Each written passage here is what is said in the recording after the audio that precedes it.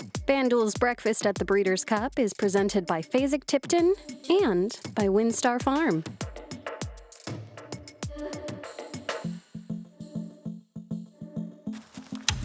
Welcome to Breakfast at the Breeders' Cup. If you are a fan of horse racing, you should be here. We've got plenty of Breeders' Cup contenders waiting to go on the track. We are inside the horse van. These are the filly contingent.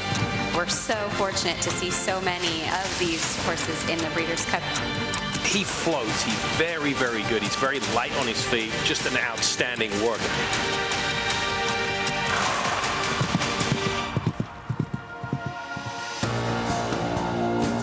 Santa Anita, for an 11th record time, will host the Breeders' Cup World Championships, the 40th edition, taking place here in Arcadia, California, Friday, November 3rd and Saturday, November 4th. And back at the Breeders' Cup, one of 4 horses trying to defend his title. It's Cody's Wish, back for more in the Big Ass Fans Breeders' Cup Dirt Mile. We'll look at his workout from a day ago and how he is preparing here at Santa Anita for his championship moment. And then there is Usba Tesoro, representing Japan in one of those rare moments in the history of the Breeders' Cup where the biggest race, the Longines Breeders' Cup Classic, America might not be the favorite. That horse right there, Usba Tesoro, a champion from Japan, may be the horse to beat. Welcome to Breakfast at the Breeders' Cup. I'm Todd Trupp on our set just off the paddock here. If you were here with us yesterday, obviously there's been only one thing you've been thinking about since you watched our show, and that is Go Rocket Ride. He was preparing for the Longines Breeders' Cup Classic.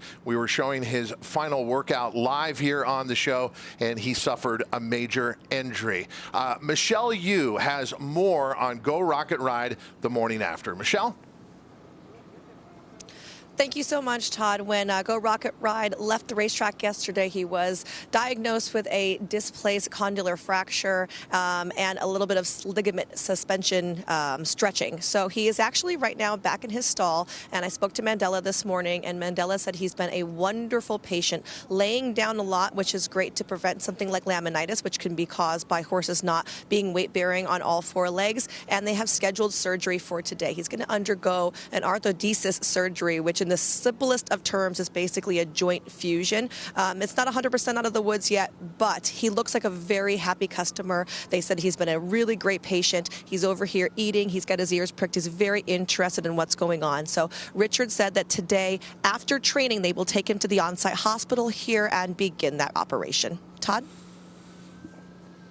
Well, that is a welcome sight. You're looking at Go Rocket Ride live this morning here at Santa Anita, back in his stall at Richard Mandela's barn. Simon, you and I have done truly hundreds of these shows, be it the Breeders' Cup or be it at the Kentucky Derby. That was a first, what happened yesterday. How rare is it? Oh, I mean, it's very rare. I mean, the chances of that happening during one of these shows, it's probably a 0.1%. It just doesn't happen because we're dealing with the best horses in the world who are getting taken care of in the best way possible with a great veterinary team on site. So, you know, it's just unfortunate. Stuff happens. It's part of life. I know it's very hard for some people, but, you know, there's no way that a trainer or a jockey would take a chance with a horse like that. I mean, in a situation like this, on a grand scale like this, it just wouldn't happen. You know, I always say it's like going to a DUI checkpoint and having, you know, drank 2 bottles of vodka. You just don't do it. It doesn't make any sense. So unfortunately, you know, accidents happen. But good to see him in the stall there. He's stabilized. He's got what's called a Kimsey splint on. That's a boot that'll keep that leg in place until he undergoes the surgery. The tough part's to come. I will make that admonition. Surgery very tough on horses, but the fact that it's here locally, he doesn't have to travel too far, and he'll have, you know, round-the-clock monitoring at the barn post-surgery. That's the key part. The next 10 days to 21 days are going to be the most key point in this recovery process post-surgery. And as we said, if the incident like that had to happen, it was fortunate under the circumstances. You got Mike Smith aboard. He knew exactly what to do in that moment. And then, as we said, because of the protocol set up here at the Breeders' Cup, immediate attention to Go Rocket Ride, and there's the end result. He is on the road to recovery. We'll have further updates as we receive them, but we get back into the preparations for the 40th edition of the Breeders' Cup. Let's go back to Usba Tesoro. Is he really the horse to beat? Yep. In the Classic. He is. Yeah, he's one of them. I mean, it's a wide open race, right? But he comes in with, I think, tremendous credentials. Obviously, you know, Dubai World Cup winner. His prep race. I keep saying I watched it at Funibashi Racecourse. Look, he was meant to win. It was one of those. Yeah. It was like a practical move allowance prep race. You know, it was a race pretty much handed to him, but he did it perfectly. He didn't do too much. The key with those easy prep races is you just want to get a race under your belt and then take that jump forward, because he'd had most of the summer off. Big horses take the summer off in Japan. Very humid conditions over there, but the condition he's carrying, he looks so well maintained, the muscle tone, everything. Yes, he's a major player in here. There's no question about it. Japanese champion, Dubai World Cup winner, 3 for 3 on the year. Overall, lifetime, 10 wins from 30 starts, but enjoying himself out here at Santa Anita. I mean, that is straight and strong. Yeah, I mean, look, he's a Japanese horse, and finally, I think they've persuaded the rest of the world that they can win these big races.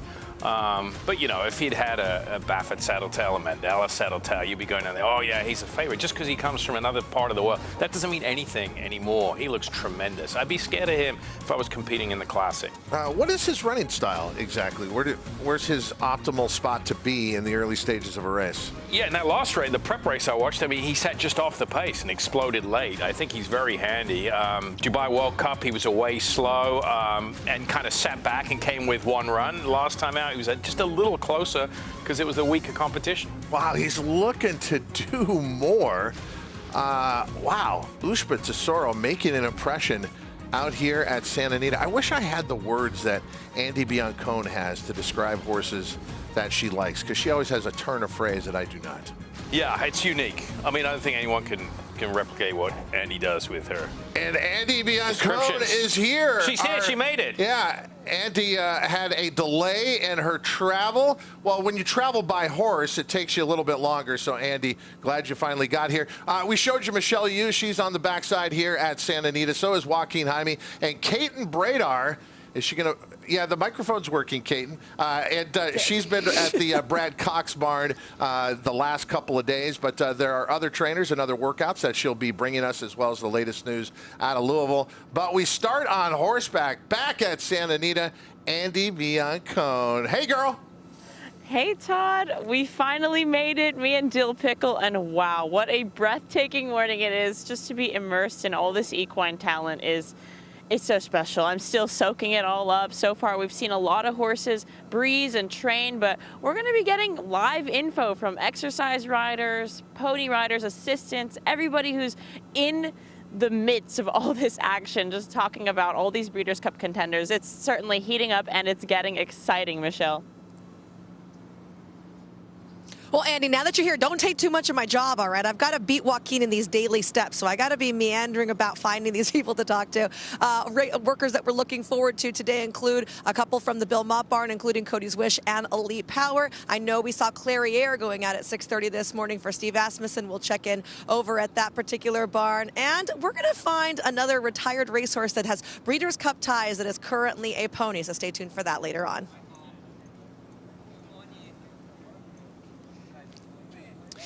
Well, Michelle, we made our way back to Bob Baffert's barn again, where yesterday he worked a couple 2-year-olds, and he still has one more horse to come later on this morning, and that is going to be the undefeated Prince of Monaco. He is 3 for 3. He got a Grade 1 victory in the Run Happy Delmar Futurity, but one thing that is different with Prince of Monaco versus Bob Baffert's other 5 Breeders' Cup Juvenile winners is that he does not have any 2-turn experience going into his Breeders' Cup race. Prince of Monaco, he's going to be having his final workout for the FanDuel Breeders' Cup Juvenile at 7:45. Now to the Breeders' Cup Distaff Division, Bob Baffert has Adair Manor. She's on a 5-race win streak. She loves it here at Santa Anita. She is 6 for 9. She is going to be working at 9 a.m. later this morning. And how about a Preakness winner is going to be on the racetrack still to come today? That is National Treasure. He's going to be running in the Breeders' Cup Dirt Mile. National Treasure also going to be working later this morning at 9 a.m. You guys were talking about Usba Tesoro. Usba Tesoro had his workout at 6:30, so we're going to make our way back to the quarantine barn in just a moment to try to catch up with the connections of Usba Tesoro to get their thoughts on his final workout for the Breeders' Cup Classic. So, Kaiten Bradar, a lot of big headliners are out this morning here at Santa Anita.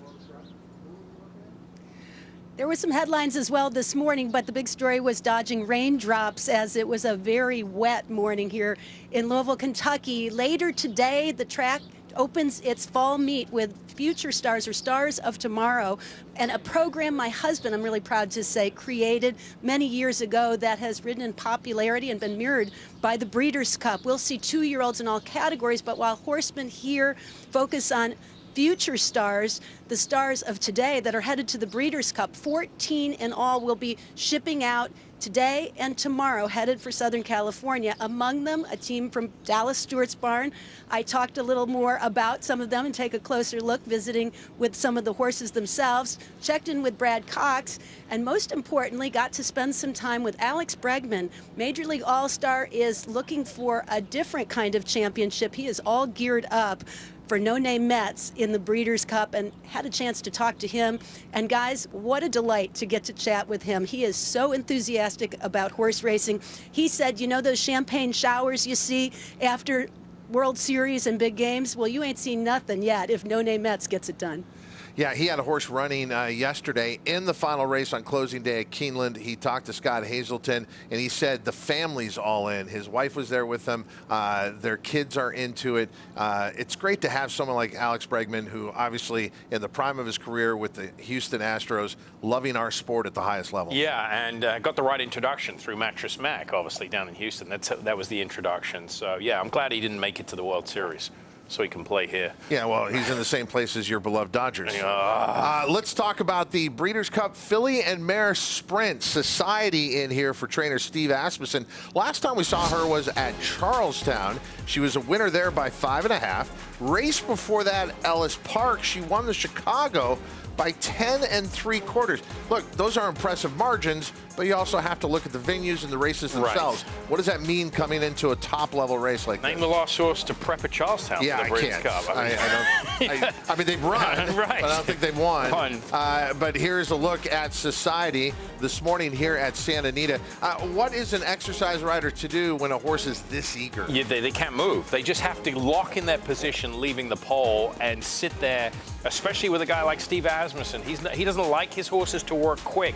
This is a filly that is probably working on the quicker side. You see, as he lifts his hands up, her head comes up. So he's just trying to give her a long rein.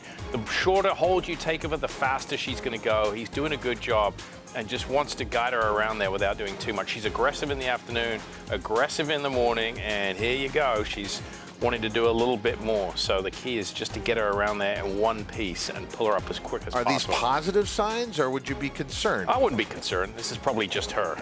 She is a daughter of Gun Runner out of the Tappan Mare Etiquette, bred by Peter Bloom. Thoroughbreds in the Commonwealth of Kentucky, a homebred for Peter Bloom, and she is eager this morning. Society getting ready for the Breeders' Cup Filly and Mare Sprint. Last year, she competed in the Breeders' Cup Distaff, but she has been a better sprinter this year. Can't pull her up. The Longines Breeders' Cup Distaff. Let's talk about Clarier, also for trainer Steve Asmussen. Just didn't run her race last time out in the personal incident, but it was a sloppy racetrack at Saratoga. But if you take that race out, obviously she's been a consistent horse in this division at the highest level. I think some people might kind of sleep on her, and I wouldn't do that, because this is the move she made last year. She ran in the personal ensign, had time off, went straight to the distaff, and she ran a decent third. I throw out that last race. If you notice, a lot of Steve's horses this year, he's given them a lot of time between their prep and the Breeders' Cup. He's freshening them up. So, I mean, you know, at her best, she's been one of the top mares in the country the last couple of years. So I think she can rebound here. I definitely think she can rebound. She came off a poor performance in the, like I said, in the personal ensign last year. She comes off a poor performance in the personal ensign this year. She ran a good race in the distaff. That was a phenomenal race last year. The highlights of her year this year: back-to-back Grade 1 wins. She took the Grade 1 Apple Blossom at Oaklawn Park, and then went to New York and took the Grade 1 Ogden Phipps. Clarier in the mornings, giving an indication she's going to run back to that form despite the last couple of starts. Looking very good out here this morning at Santa Anita. And the Steve Asmussen runners we watched back-to-back here, very eager and loving what they're doing out here on the racetrack. Clarier, the daughter of Curlin, out of the Bernardini Mare cavorting, bred by the owner. Stone Street Stables in the Commonwealth of Kentucky. Let's talk about the Turf Sprint. Local horse here in Tony Ann. And Tony Ann, a horse that knows Santa Anita very well, but did travel to Keeneland last time out to take the Grade 2 Franklin for trainer Phil D'Amato. In the process, she beat Caravel, who obviously won the Breeders' Cup Turf Sprint last year. Again, this is under the cover of darkness. You'll see a little bit better Tony Ann coming out of the turn. Yeah, she's the gray on the outside. A quick turnaround, right? I mean, she raced 15th of August. I was there at Keeneland and saw it. I thought she was a pretty impressive race. She can handle the 5/8. She's 2 for 4 here at Santa Anita, but she flew to Keeneland, she's flown back, and now she's running the Breeders' Cup. That would be the only concern for me, the relatively quick turnaround off probably her best performance, a lifetime best. And you can, this is what we're talking about, kind of not organized chaos. Well, I guess maybe it is organized chaos in the mornings. There's a bunch of horses in here that have nothing to do with Tony Ann's barn or the Breeders' Cup, and she's navigating this to go a half mile and 48-1. Tony Ann earlier this morning. But we just watched Society, very eager out on the racetrack. Andy Biancone down there right now.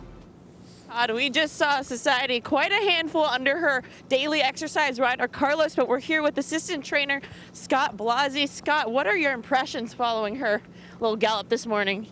She's an airplane. She's an airplane. She's doing really, really well. Absolutely. What did she do this morning? Was it more just an open gallop or? Just an easy 3/8. Oh, perfect. And how do you feel like she's behaving now after that 3/8? She's good. She's just ready to go. She like the track here? Oh yeah, all my horses have trained really well over it. So. Well, she looks fantastic. We're so looking forward to seeing her. Great job and good luck. Thank you. Back to you guys.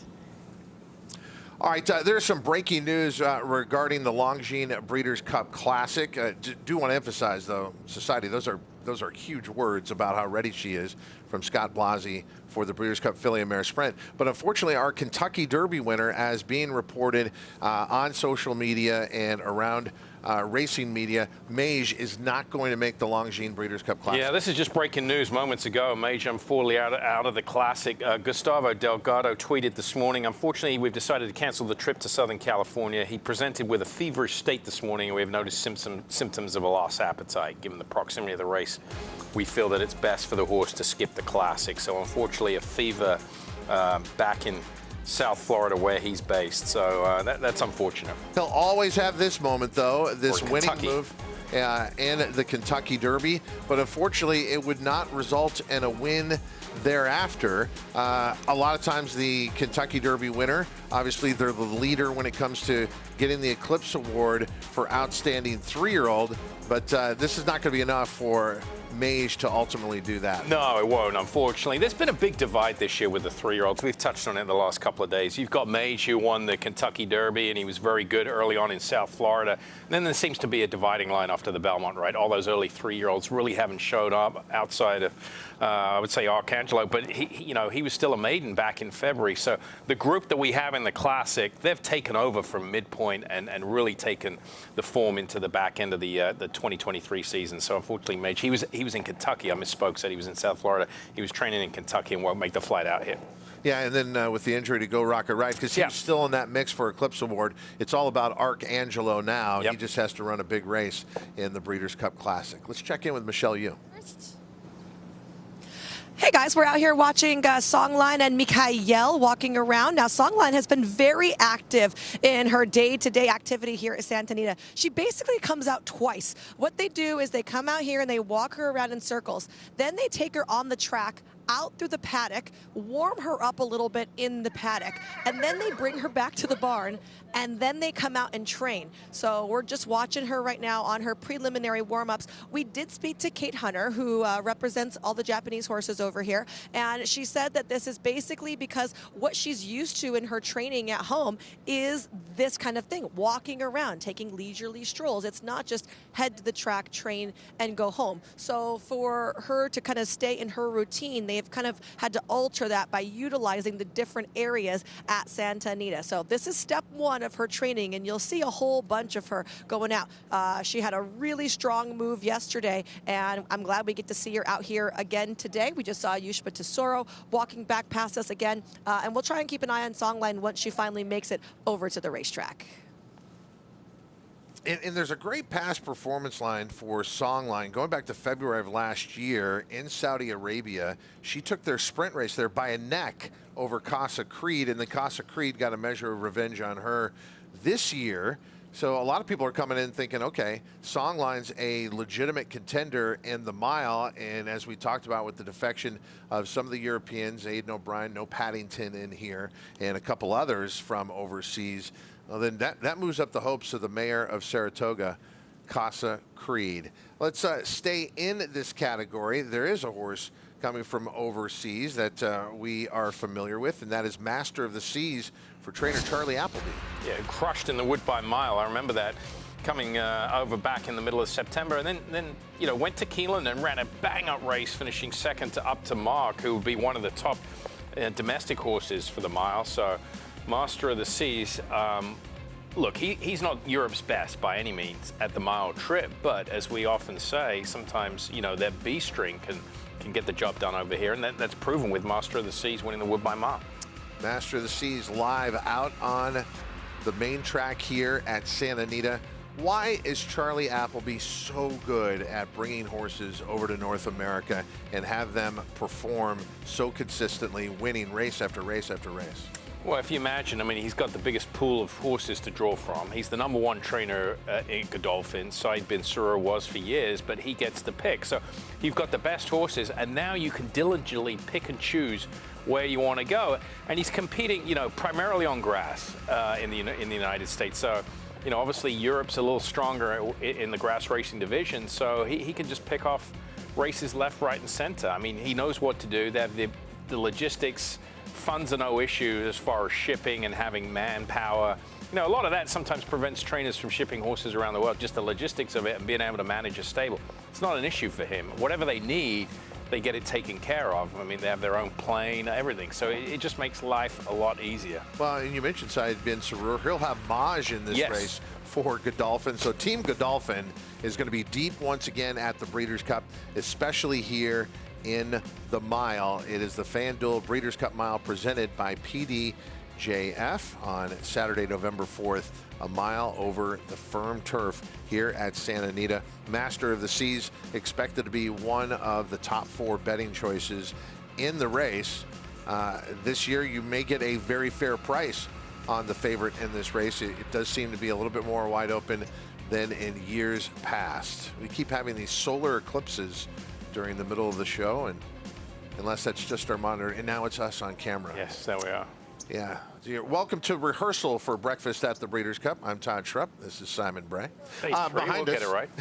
Behind us, schooling continues here. So Japanese horses, I think, if I'm not mistaken. Yeah, you're right. Yep, going through. So a lot of them just, you know, they come off the track where most horses in the afternoon exit through the tunnel. They come back this way and up the path to the barn area. I know with thoroughbreds, you have to tailor everything as a trainer to that particular horse. As you said, there are some trainers where, again, everyone's going to fit into the system. But it is fascinating to me. There's such a different way to get a horse ready for a race. We see such different methods in Japan versus different methods in Europe versus different methods here in America. Why don't we see, say, American trainers adapting some of the philosophies of Japanese trainers? Yeah, I mean, it's a good point, and I think a lot of it is time. I mean, I think the Japanese philosophy is keep the horses out as much as possible, moving, and from a time standpoint, you just don't have that here. You know, a lot of these horses train at training centers.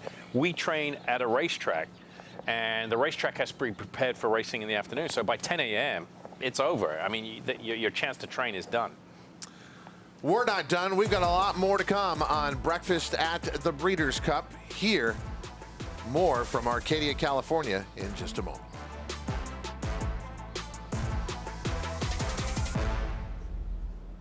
What makes Life is Good so exciting as a stallion prospect is his freakish talent.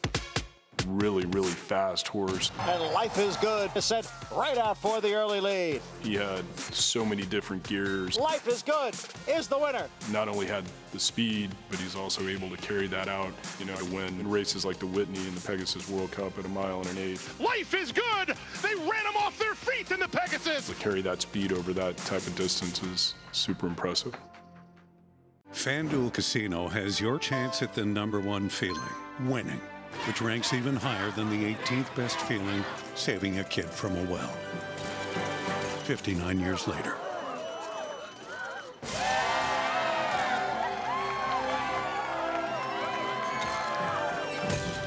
Find the #1 feeling winning on FanDuel Casino Reward Machine. Free to play every day with a chance at a $2,000 top prize. Hey there, it's Craig Carden. I know I can't believe it either, but the World Series is officially here. So if you're choosing to make a wager on the series this year, please be sure to do so responsibly. Gambling should always be fun, social, and entertaining. If at any time you reach a point where it's not all three, take a break, take a breath. Go to FanDuel.com/playwell. Go there right now. Run. Go there and learn more.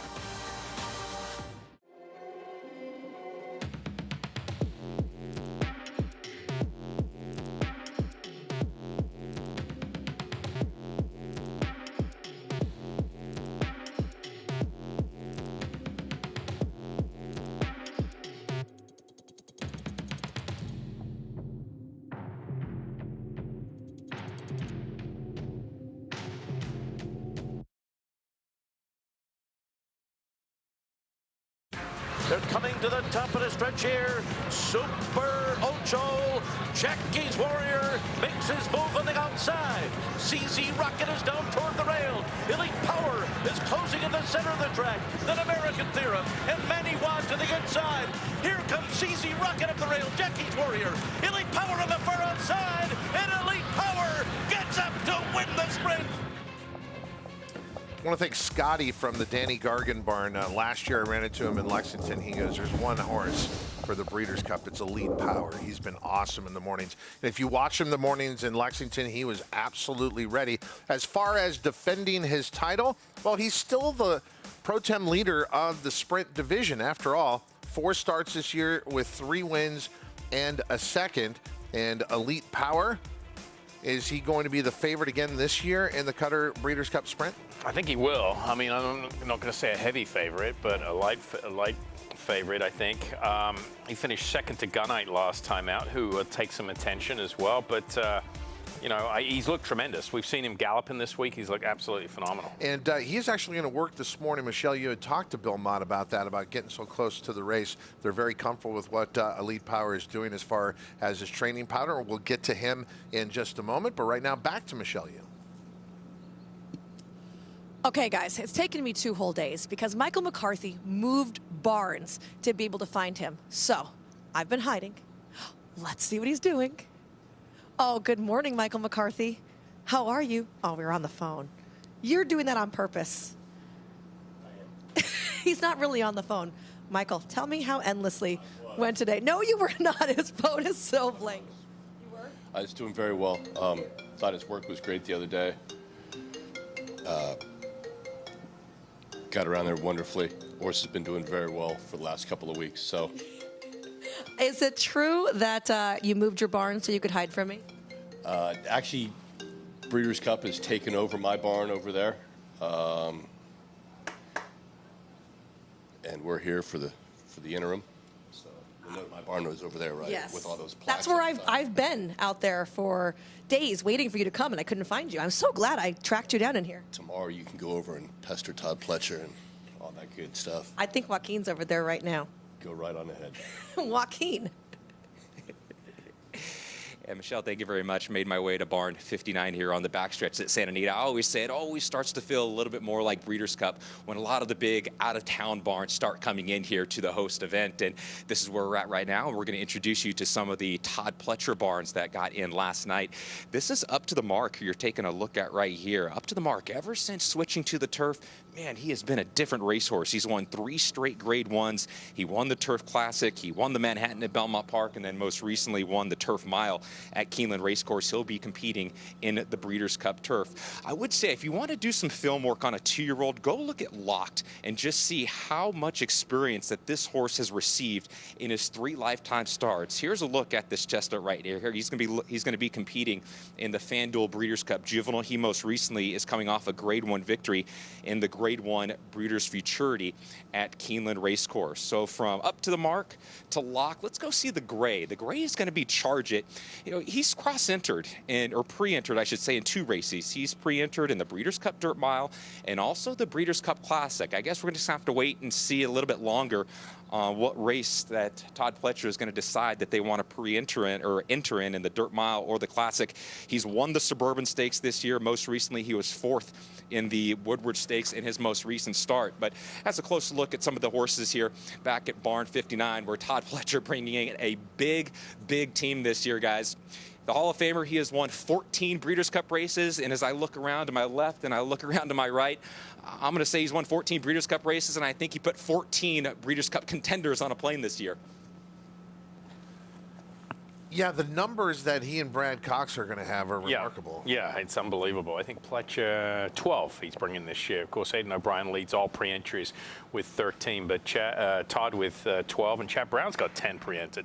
And maybe that news with Mage might take Charge It into the Classic. It'll be interesting to see. Okay, so earlier we saw Master of the Seas coming out of the main track, but Master of the Seas is starting his preparations now for his effort in the mile on the grass. This is a look right now live at Master of the Seas.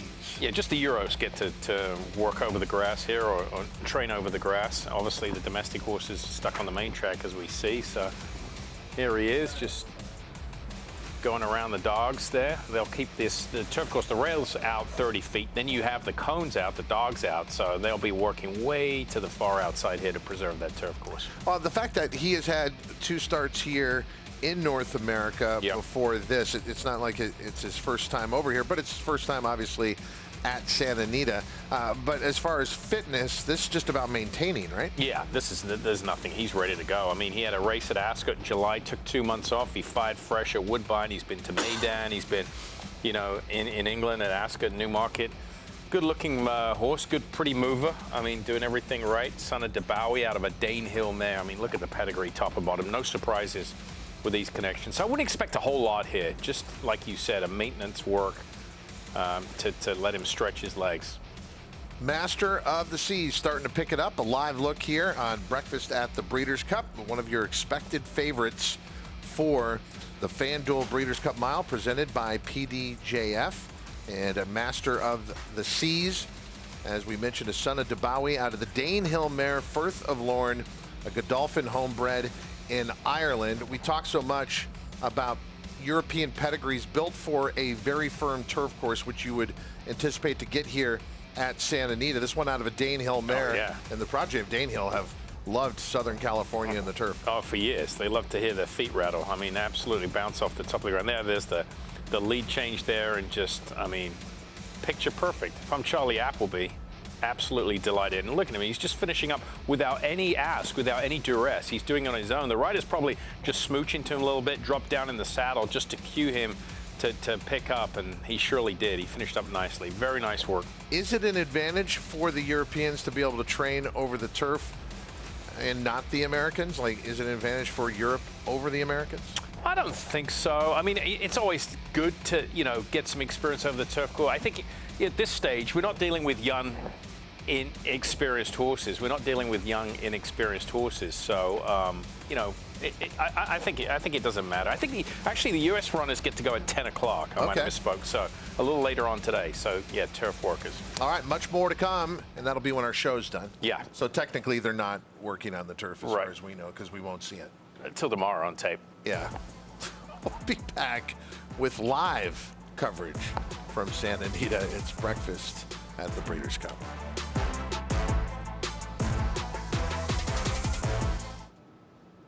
Gates closed, all set. At Calumet Farm, we're proud to offer proven stallions to fit every breeder's needs. With over 72 million in progeny winnings on dirt and turf, our diverse roster is producing the champions of today and tomorrow. Calumet Farm, a legacy reborn. I'm Greg, I'm 68 years old. I do motivational speaking in addition to the substitute teaching. I honestly feel that that's my calling, to give back to younger people. I think most adults will start realizing that they don't recall things as quickly as they used to, or they don't remember things as vividly as they once did. I've been taking Prevagen for about 3 years now. People say to me periodically, man, you got a memory like an elephant. It's really, really helped me tremendously. Prevagen, at stores everywhere without a prescription.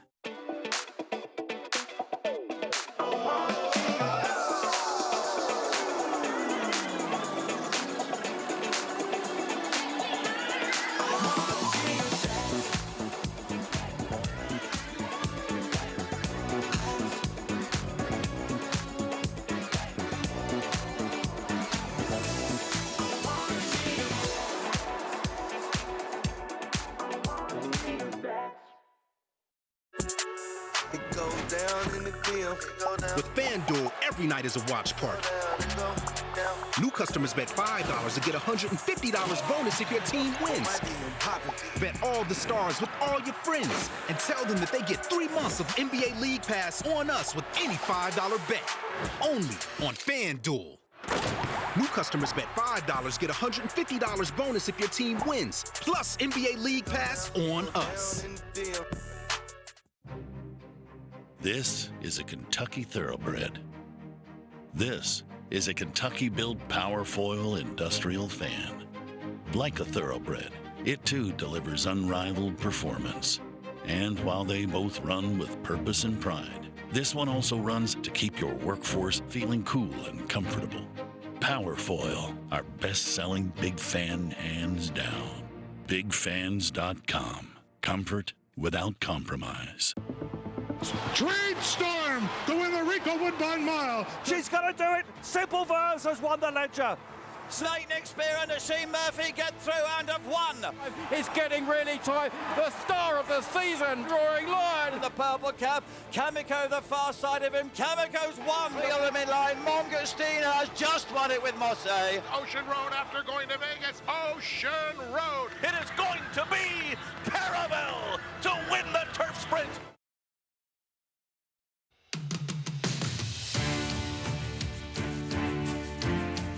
You couldn't dream this up. I know people said fairy tale around this story, but that's what it is. Just walking up to him, I mean, your knees get weak.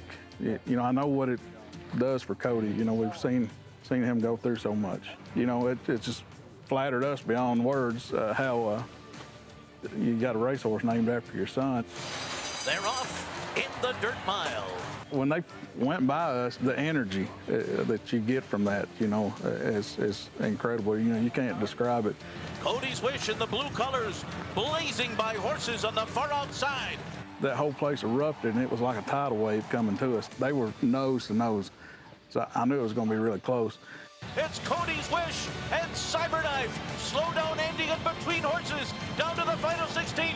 Cyberknife on the inside. Cody's Wish on the outside. They're coming down to the finish. Here's the wire. Oh, the wish has come true. That one's for you, Cody. I couldn't tell he won.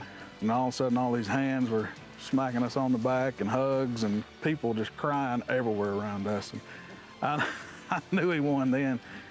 I made a point to thank Cody's Wish. I said, he picked us. We didn't pick him. We were at the farm for the Make-A-Wish event, kept tugging and tugging, and he come up, kind of sniffed around on Cody and this lady's nose in his lap, and he's done it every time since then. Incredible.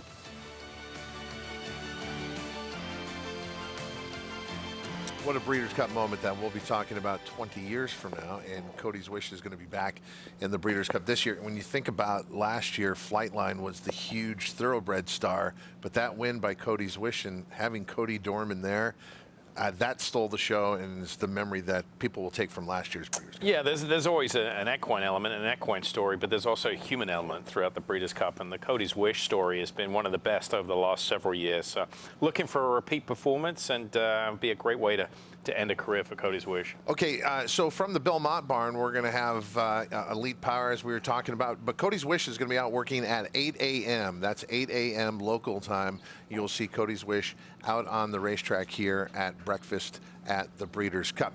Let's get to Churchill Downs in Louisville, Kentucky. They'll be racing later this afternoon, but a busy morning for horses preparing for the Breeders' Cup as well as the afternoon races. And on site for us, Kate and Bradar.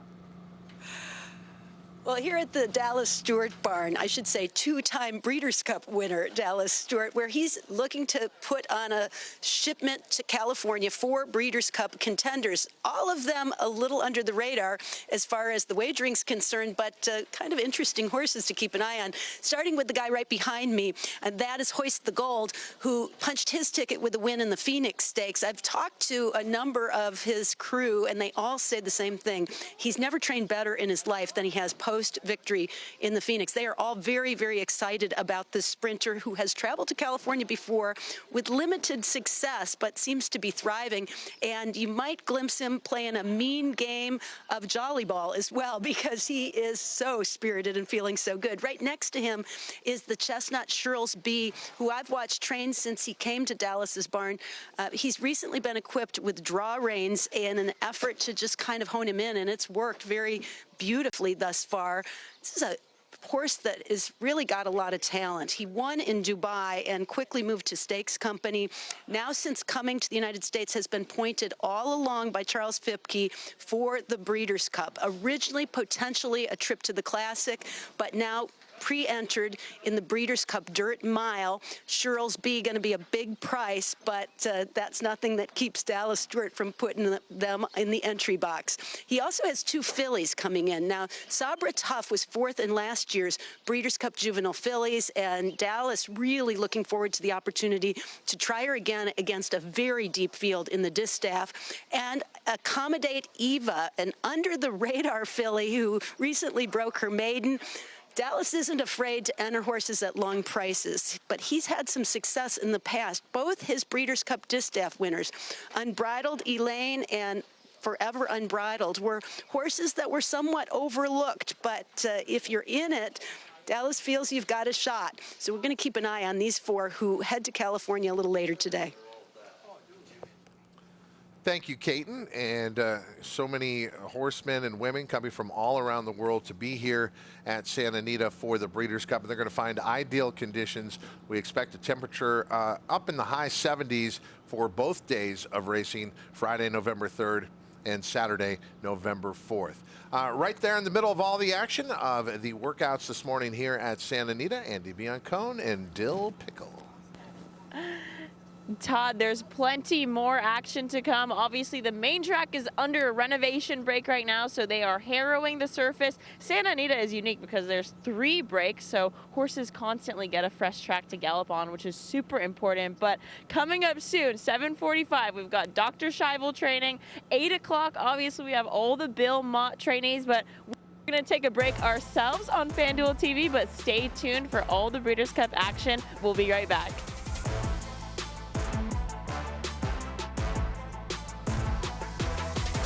We watched his career, you know, one of the speed he had was tremendous. So we bought 2 or 3, underbidder on several. Really nice volatile colt in this last sale that I think maybe $600,000. Beautiful colt. Tom, $600,000. Thank you very much and good luck. Perfect sire for the 2-year-old sales, and so we'll be bidding against some of our peers, no doubt. So we're looking forward to it. We like a little competition, you know, it's fun. Garbage time. That phrase never sounded quite right because no part of football is meaningless. So while some folks see garbage, FanDuel sees treasure. We see spreads to cover, overs to hit, and chances to live bet from the first down to the final whistle. So don't just watch football this season, cherish it. Bet $5, get $150 bonus if your team wins, plus a profit boost every single day. FanDuel, America's #1 sportsbook. Hey, so I found a betting system that's really working great for me. So did I. What's yours? I set up an hour-a-week time limit on FanDuel. I can also set up wager limits, so I only bet what I can afford, and betting stays fun. Right. So what's your system? What's that? Your system. What's your system?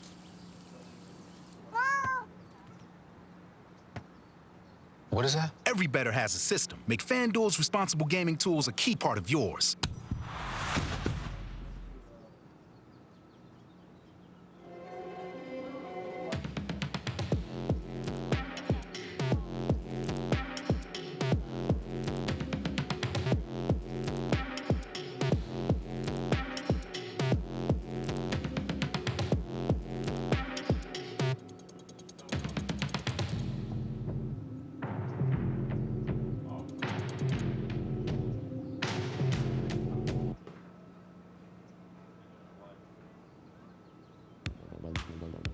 Chase the day with Day Chaser Cocktails, the official ready-to-drink canned cocktail of Breeders' Cup. FanDuel's Breakfast at the Breeders' Cup is presented by Fasig-Tipton and by Windstar Farm.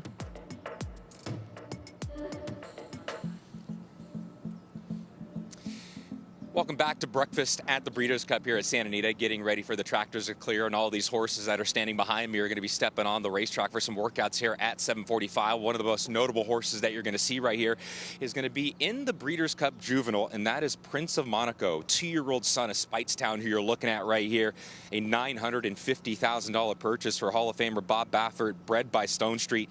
He's a perfect 3 for 3. He won the Best Pal in start number 2, and then he got his Grade 1 victory in his most recent race in the Grade 1 Del Mar Futurity, where he won by 3/4 of a length. But they decided to skip the American Pharoah Stakes with him and get him that 2-turn experience, which was won by his stablemate in Muth on October 7th.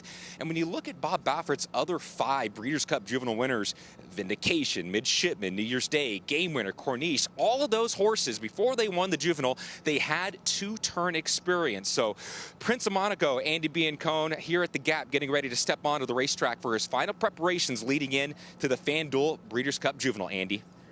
Joaquin, Prince of Monaco looking excellent, but another excellent horse standing right next to me in Dill Pickle is Breeders' Cup Sprint contender Dr. Schivel under jockey Juan Hernandez himself. Juan, what is the game plan for this morning? Today we want to work half a mile with this guy. Mark Glad told me to go 48 and then let him gallop out 5/8. And then if he feel comfortable and with more time, we let him gallop out a little bit more. But yeah, this guy is a really nice horse and he always works on his own, so we should be okay today. What does it feel like to work a horse like Dr. Schivel? It feels really nice. Like I say, this horse he's really smart and he always do everything on his own. So I just enjoy the ride. Juan, I hope you have a fantastic ride. It's been great. He's so special, just radiating his aura. Spirit fingers for you guys. Thank you, Angie. Back to you guys. All right, there's a new one, Spirit Fingers. Well done, Andy, radiating your aura as well. Dr. Schivel came so close 2 years ago in the Breeders' Cup Sprint, finishing second, beaten a nose. Is he the same horse? Is he better here 2 years later? I think he might be coming into form.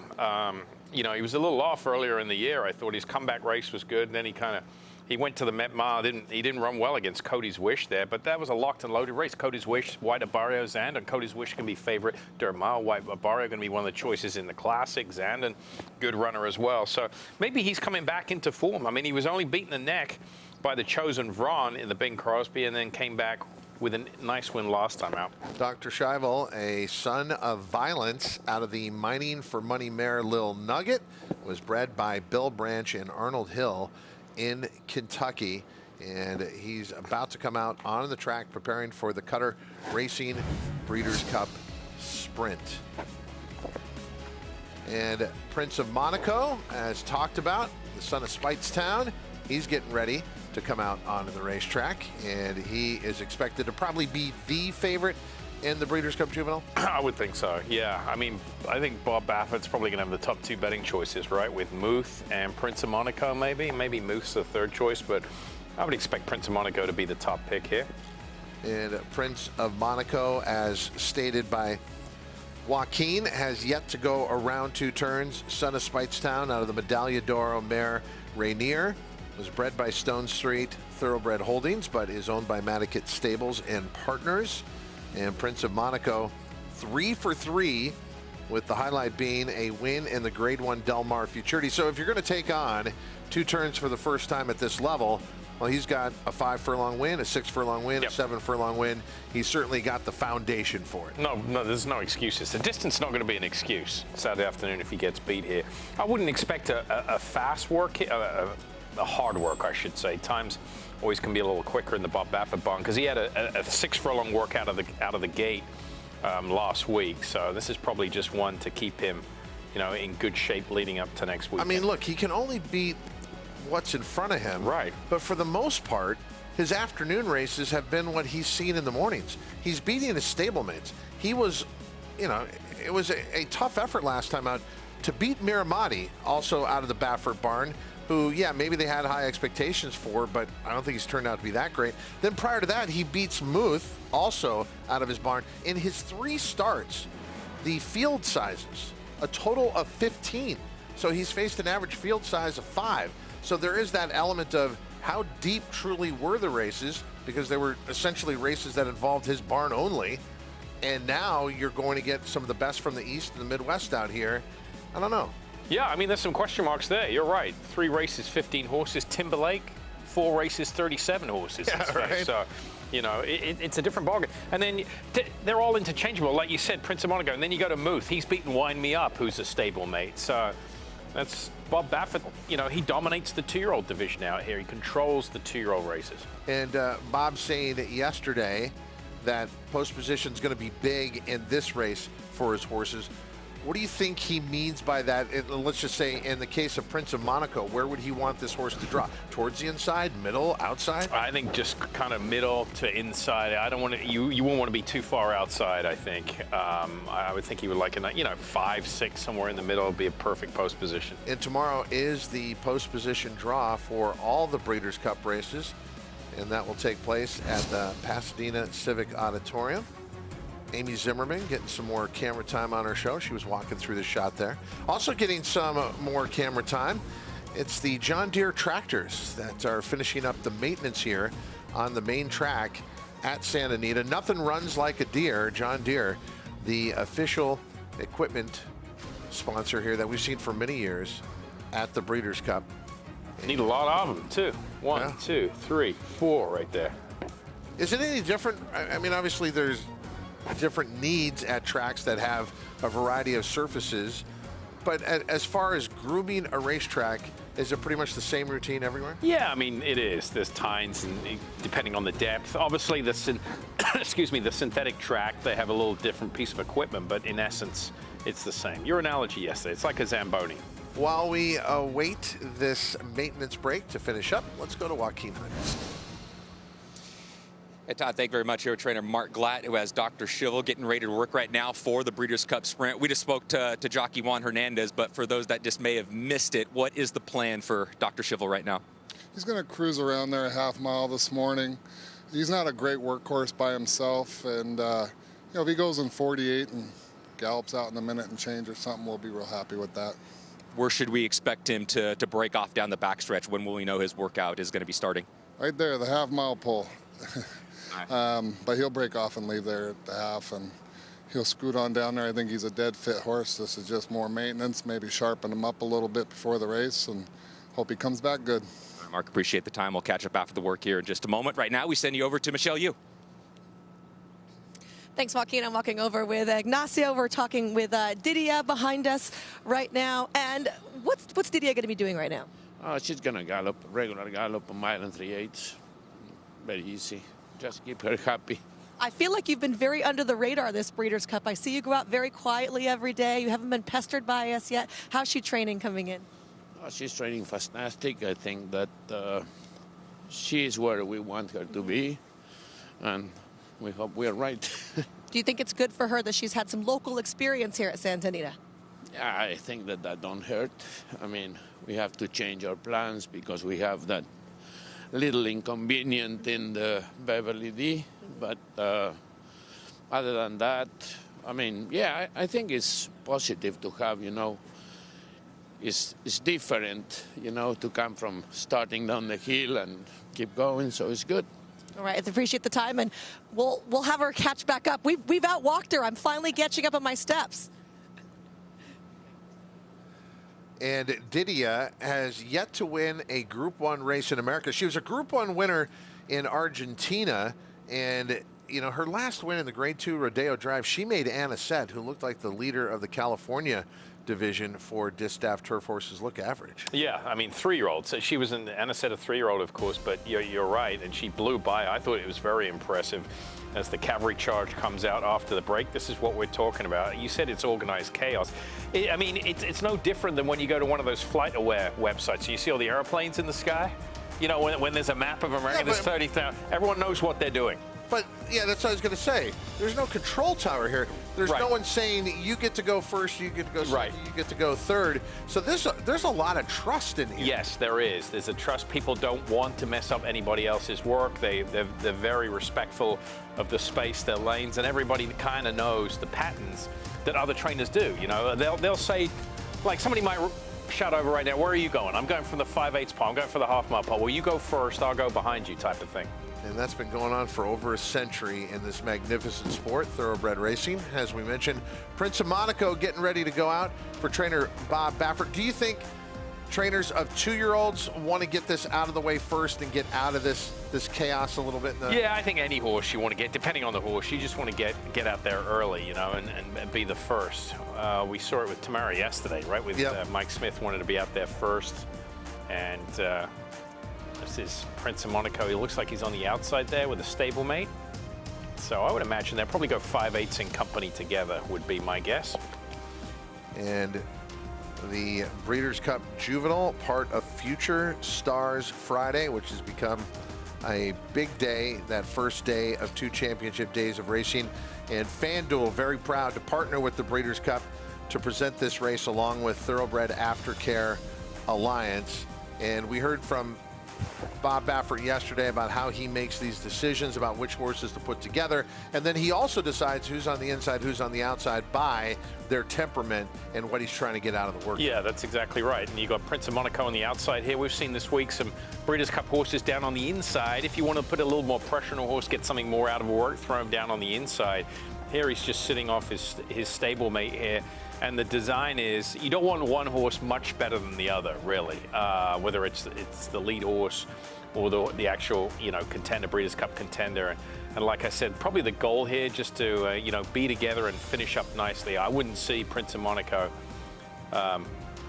be set down too hard here. You can see he's just being asked, and the inside horse is going pretty good too. Yeah. But we don't know, it could be an older horse, Yeah, true.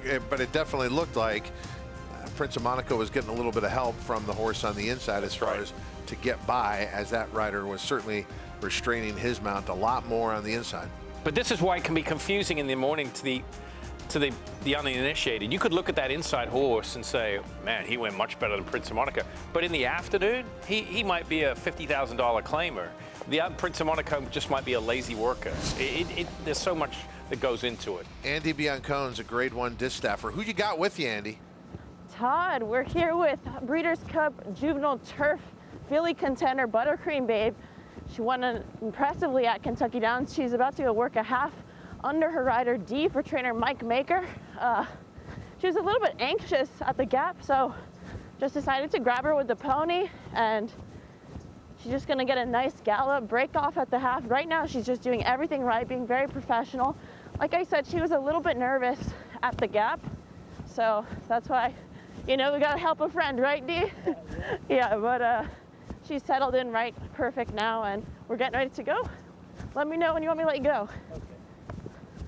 Back to you guys. bringing you something that only Breakfast at the Breeders' Cup can bring. We've got Andy Biancone, who has been assigned as the pony rider here with Buttercream Babe. And as she said, they're about to let this horse go for the work. But talk about the role that Andy has here, Simon. Yeah, so you can see Buttercream Babe was a little anxious at the top of the gap there. You kind of touched on it with Prince of Monaco, got out early, all those horses. So this horse needed a little help. It needed a little guide, a lead to get to the half-mile pole. It might have been a tough job for the exercise rider to get from the top of the gap all the way around the back to the backside of the racetrack to work off. So to eliminate the risk of injury, basically as a trainer's job and an assistant trainer's job, you're just trying to limit what can go wrong. Once you've got the horse there, you've got to prevent something from going wrong, whether it's the horse running off, whether it's them, hitting themselves as they're not galloping in a straight fashion. So what Andy is doing is she's helping this exercise rider get to the pole here because he's got his irons up. So if the horse goes left or right, there's a greater chance of him falling off than if he was galloping where his stirrups are a little longer. She's let him go now. And you see that the transition from leaving the pony into the workout is a lot smoother. And that's what you want to see. You don't want to see any erratic movement where a horse could, knock their front leg, pull a shoe off. You want a nice, smooth transition. And this exercise rider, she's obviously an aggressive filly. What he's doing now, he's just easing down to the rail. The cue for the horse, when they get closer to the rail, the faster they go. And you can see, look at that. As he gets down to the rail, she knows it's time to work. So this is a horse that's very keen, very aggressive. So what you're seeing now, can you imagine if he'd try to start right from the top of the chute and try and get to the workout in a much slower fashion than this? It might have been an absolute disaster. So the pony was there and Andy was there to help him do that. And, as we watch the show, you start to realize there's so many different positions at the racetrack, paying jobs. And yes, pony riders are out here in the mornings, and they get paid by these barns for their services, and they are very important services. As you're watching here, Buttercream Babe launched for her workout prior to the Breeders' Cup Juvenile Fillies Turf, part of Future Stars Friday. We talked about her on our first show, Buttercream Babe. Mike Maker bringing her out to California early. She was second in the Surfer Girl, which was a controversial finish because there was a long inquiry involving the winner, but the winner stayed up. This is one of the least impressive works I've seen in the first 3 days. I mean, but bear in mind, this is a turf horse working on the dirt. She was aggressive early, slowed down the lane, didn't switch leads, bobbled a couple of times, didn't look that comfortable on the dirt, and that's why, on all 3 starts, she's raced exclusively on the grass. Okay, let's turn our attentions to Gunite, who will be in the Breeders' Cup Sprint. And Gunite coming out of the Parks Dirt Mile. Last time out, he was defeated as a 30-cent favorite on the dollar. But again, that's 2 turns, back to the 1 turn. And prior to that Parks Dirt Mile effort, he was the winner of the Grade 1 4-go. A little high head carriage you can see there, long rein. Looks like this horse could probably be a little light in the mouth, but the rider's not moving. He looks down at his watch there. You don't want to mess this up. Steve Asmussen likes the times to be exact. Otherwise, you'll get an earful when you come back. So keeps this horse probably in about the 2 path there, just to make sure they're not going too fast. And, a horse who's got the form to win a race like this. He's the son of Gunrunner, a Breeders' Cup Classic winner out of the Cowboy Cow Mare. Simple Surprise, bred by the owner, Winchell Thoroughbreds in the Commonwealth of Kentucky. When he had that win in the Grade 1 4-go, it was over Elite Power, last year's Breeders' Cup Sprint winner. So they're going to renew their rivalry this year in the Cutter Breeders' Cup Sprint. Good night, live here on Breakfast at the Breeders' Cup, out on the track here at Santa Anita. Michelle? Guys, I'm walking with Bill Mott right now, who's sending out a pair, Casa Creed and Elite Power. Bill, you opted to go after the early rush of the break. Why was that? Well, just sometimes if you're working horses and, you've got 30 or 40 other horses breezing, sometimes you can get tangled up with somebody else's horse breezing just by accident. And so I would just kind of wait for everybody else to get finished. You have to go in half mile today. What are we expecting here? If they went a half mile and 50, that'd probably be good for me. Both horses are ready to go, and they both run off of those type of works. I've got Casa Creed and Elite Power working together. They've been good workmates in the past. All right, appreciate it. We'll be watching. Okay, thank you. Guys? I mean, it is an unusual pairing, isn't it? Considering the objectives, Elite Power, a world-class sprinter on the dirt, and Casa Creed, who's a world-class, sometimes sprinter on the grass, and we've seen him go long on the grass and be a Grade 1 winner as well. It just goes to show you've got to know your horses. And Bill Mott, I mean, on face value, if you said, oh, we got these two walking together, you think, what's going on? But, you know, they've done this time and time again, and, you know, Bill Mott fashion, he warms them up, comes back and stands out there for a second, lets them catch their breath, and then breaks off for the work. That's Neil Pazanski, former jockey, Canadian jockey, been working for Bill for a long time. On the right there, he's aboard Elite Power, exercise rider aboard Casa Creed. We've been talking about you have to appreciate a horse like Casa Creed, who's been in training as long as he has. He had a full campaign as a 2-year-old. Here he is as a 7-year-old, again, back at the Breeders' Cup. And Casa Creed and Elite Power about to work in company. Different objectives on Breeders' Cup Saturday, but two familiar workmates. And, you know, one thing about Casa Creed, he just loves being a racehorse. What you get in the afternoon, you also get in the mornings as well. So Elite Power will have his hands full in that workout. Meanwhile, Songline for Japan, she is preparing for the mile on the grass, and she is out on the main track now. Yeah, of course, speaking of Casa Creed, she beat Casa Creed by a neck in the turf sprint Saudi Cup Day a couple of years ago, well, back in 2022. And then he came back and finished well ahead of her this past year. Yeah, exactly. When he finished second again. So there she is here, just jogging. Not sure what she's going to do, whether she's going to work out or just go for a canter. As far as her credentials going around 2 turns, how does she fit here in the FanDuel Breeders' Cup Mile presented by PDJ? I think she fits. She won, I would say, Japan's premier mile race on the grass called the Yasuda Kinen. It's usually run in early June. She won that race. That's a stiff mile. So I think the U.S. mile where they're turning left, pretty much spinning left the whole way around there, I don't think it's going to be an issue for her. So a lot of stars out on the racetrack, and a rising star in our sport who's been around a while but is now finally getting the credit she deserves is with Michelle Yu. They're saying very nice things about you. I was telling Sherry DeVoe that you were saying very nice things about her right now, Todd. Your first day that we've seen you here, what's your thoughts? Everything is good. We just had a late night. All of us got about 3 hours of sleep in the last 2 days. So the horses shipped in around midnight, and everybody settled in well, and we're just trying to get them out, a little exercise, and everyone's gonna, horses and humans, probably take a nap as soon as we get done. I did see Stage Raider coming back earlier on. I mean, didn't look like the travel took any effect there. I don't think much takes effect on him. He's a happy horse. He's always feeling good. So no, they all look good, and they're all happy, but you know, we're on the struggle bus. Can you describe the feeling of being at Breeders' Cup with a whole contingent?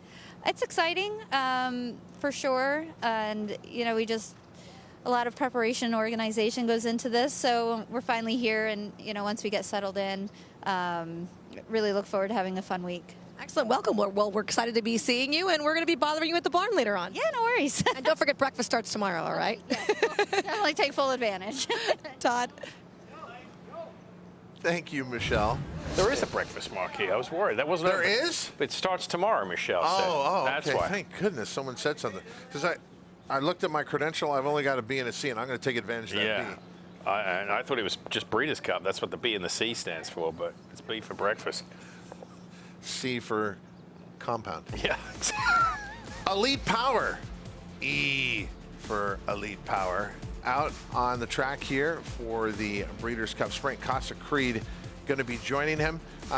Bill Mott, not on horseback. That's kind of unusual because I know you saw him all those years. He would normally be right out there with the horses, sure. right? He galloped horses when I worked for him for a while, but obviously underwent a little hip surgery, so you could see just a little hitch in his giddy up.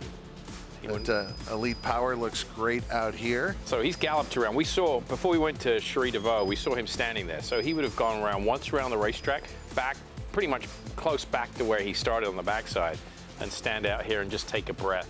This is something that's changed over the years with Bill. He mentioned it yesterday, how training has evolved, you know, about how the work's used. When we came to the Breeders' Cup in 1997 at Hollywood Park, I was in charge of the horses here. He goes, I want to see them all work 58, 59, 4 days before the race. And I didn't know what to say because it was so out of character. And he said how things have changed over the years. Now people are working 7 to 8 days out. They're, giving 6-8 weeks break before coming into the Breeders' Cup. Andy? Todd, we're back with Scott Blazzy, our favorite assistant trainer. Gunite just put in his final preparations. Scott, this horse was jumping around just a second ago. I mean, is that just a testament on how well he's feeling? Yeah, he's really sharp right now. And he's had a good month out here, so he's ready to go. Of all the Asmussen horses I've seen train, I feel like he's really just been outstanding. What have been your impressions from when he first arrived to now? Just to sharpen him up. He's coming off a mile race, so just not overdo it and not trying to impress anybody today. We're just trying to get him around there and keep him happy. Carlos, you've been riding him this entire time. How does he feel to you today? Better than ever before. He looks better than ever. Great job, guys. Looking forward to next weekend. Thanks. Back to you, Todd. And again, something we talked about on the first show, the Asmussen horses came out early. Gunite's been here a month. You heard that? Yep. From Scott Blazzy. Okay, they're about to break off. It is Casa Creed and Elite Power for trainer Bill Mott working together. Yeah, Casa Creed down to the inside, Elite Power to the outside. And again, just to recap, you've got a Breeders' Cup Mile contender and Elite Power, Breeders' Cup Sprint contender working together. And for Elite Power, you would think on face value for a sprinter, he would be much more aggressive than that. You just automatically have that mindset that he's a fast runoff train, but exactly what Bill said. They work great to come in company together, a couple of old workmates, and this is typical of Bill, finish up together a half and 50. I mean, I could have predicted that before Michelle asked the question, but both going extremely well here. You can see Casa Creed slightly higher action. That's a good example of a dirt horse next to a turf horse. You can just see the biomechanics and the way they move just a little different with Casa Creed. He gets over the dirt very well, though. What a powerhouse pairing here. Casa Creed and Elite Power. Could this be the year that Casa Creed gets his first Breeders' Cup win? He keeps coming back, trying and trying. The Mayor of Saratoga at the age of 7 with a big shot in the FanDuel Breeders' Cup Mile presented by PDJF. And then Elite Power, one of 4 horses defending their title, coming right back to make it back-to-back sprint. About $6 million worth in prize money running down there together. That's $3 million a pop pretty much. There is no better son or daughter of Jimmy Creed than that of Casa Creed. He has done it all. And over a long career, very privileged to watch him run 9 for 33 with earnings approaching $2.5 million. And your defending champ, Elite Power, owned by Juddmont, son of Curlin out of the Vindication Mare Broadway's Alibi, was bred by Alpha Delta Stables in the Commonwealth of Kentucky. Casa Creed and Elite Power finishing up their last major workout before the Breeders' Cup. And they will both be running on Saturday, November 4th. Yeah, so they had their workout. They will now jog back. So, it's still a considerable jog back, over 5/8 of a mile back to the chute and back to the barn. They will jog past the state veterinarians, but look at them, absolutely hitting on all 4 cylinders. Perfect. That is a gorgeous view. And think about it, if you're sitting in the grandstand right now at Santa Anita, you'd be watching these magnificent champions, and then you'd have that backdrop of the San Gabriel Mountains and the sun starting to rise up over that. Santa Anita, nothing like it. Hopefully you're making your plans to be here for the Breeders' Cup for 2 championship days of racing this Friday and this Saturday. Casa Creed and Elite Power, 2 of the stars that you will be seeing. And there it is. That's never tired. I always think about how those mountains have been there for centuries, yet they're different every day. Sometimes it's blue skies, sometimes they're shrouded in fog, sometimes they're shrouded in smog, but they're still beautiful always. And when you walk, if you're coming here for the first time, I tell everyone there's a main entrance right by the fountain. Try not to go to any other entrance. Go to that main entrance through the grandstand, and when you walk out, it's like walking onto a Hollywood movie set and seeing that. It is stunning. All right, let's check in with Joaquin Jaime. Todd, thank you very much. Here with Hall of Fame trainer Bob Baffert. And Bob, we saw your 2-year-old Prince of Monaco working in company just a few moments ago. What did you see from his morning drill earlier this morning? Yeah, he went nice. I didn't want anything really fast. They were just cruising around there, but he's happy. He handled it well, galloped out well. So, and the riders were very happy with him when he pulled them up. He said there was a lot more left in the tank, so that's a good sign, and that's what you want right now. You don't want to empty them out the week before.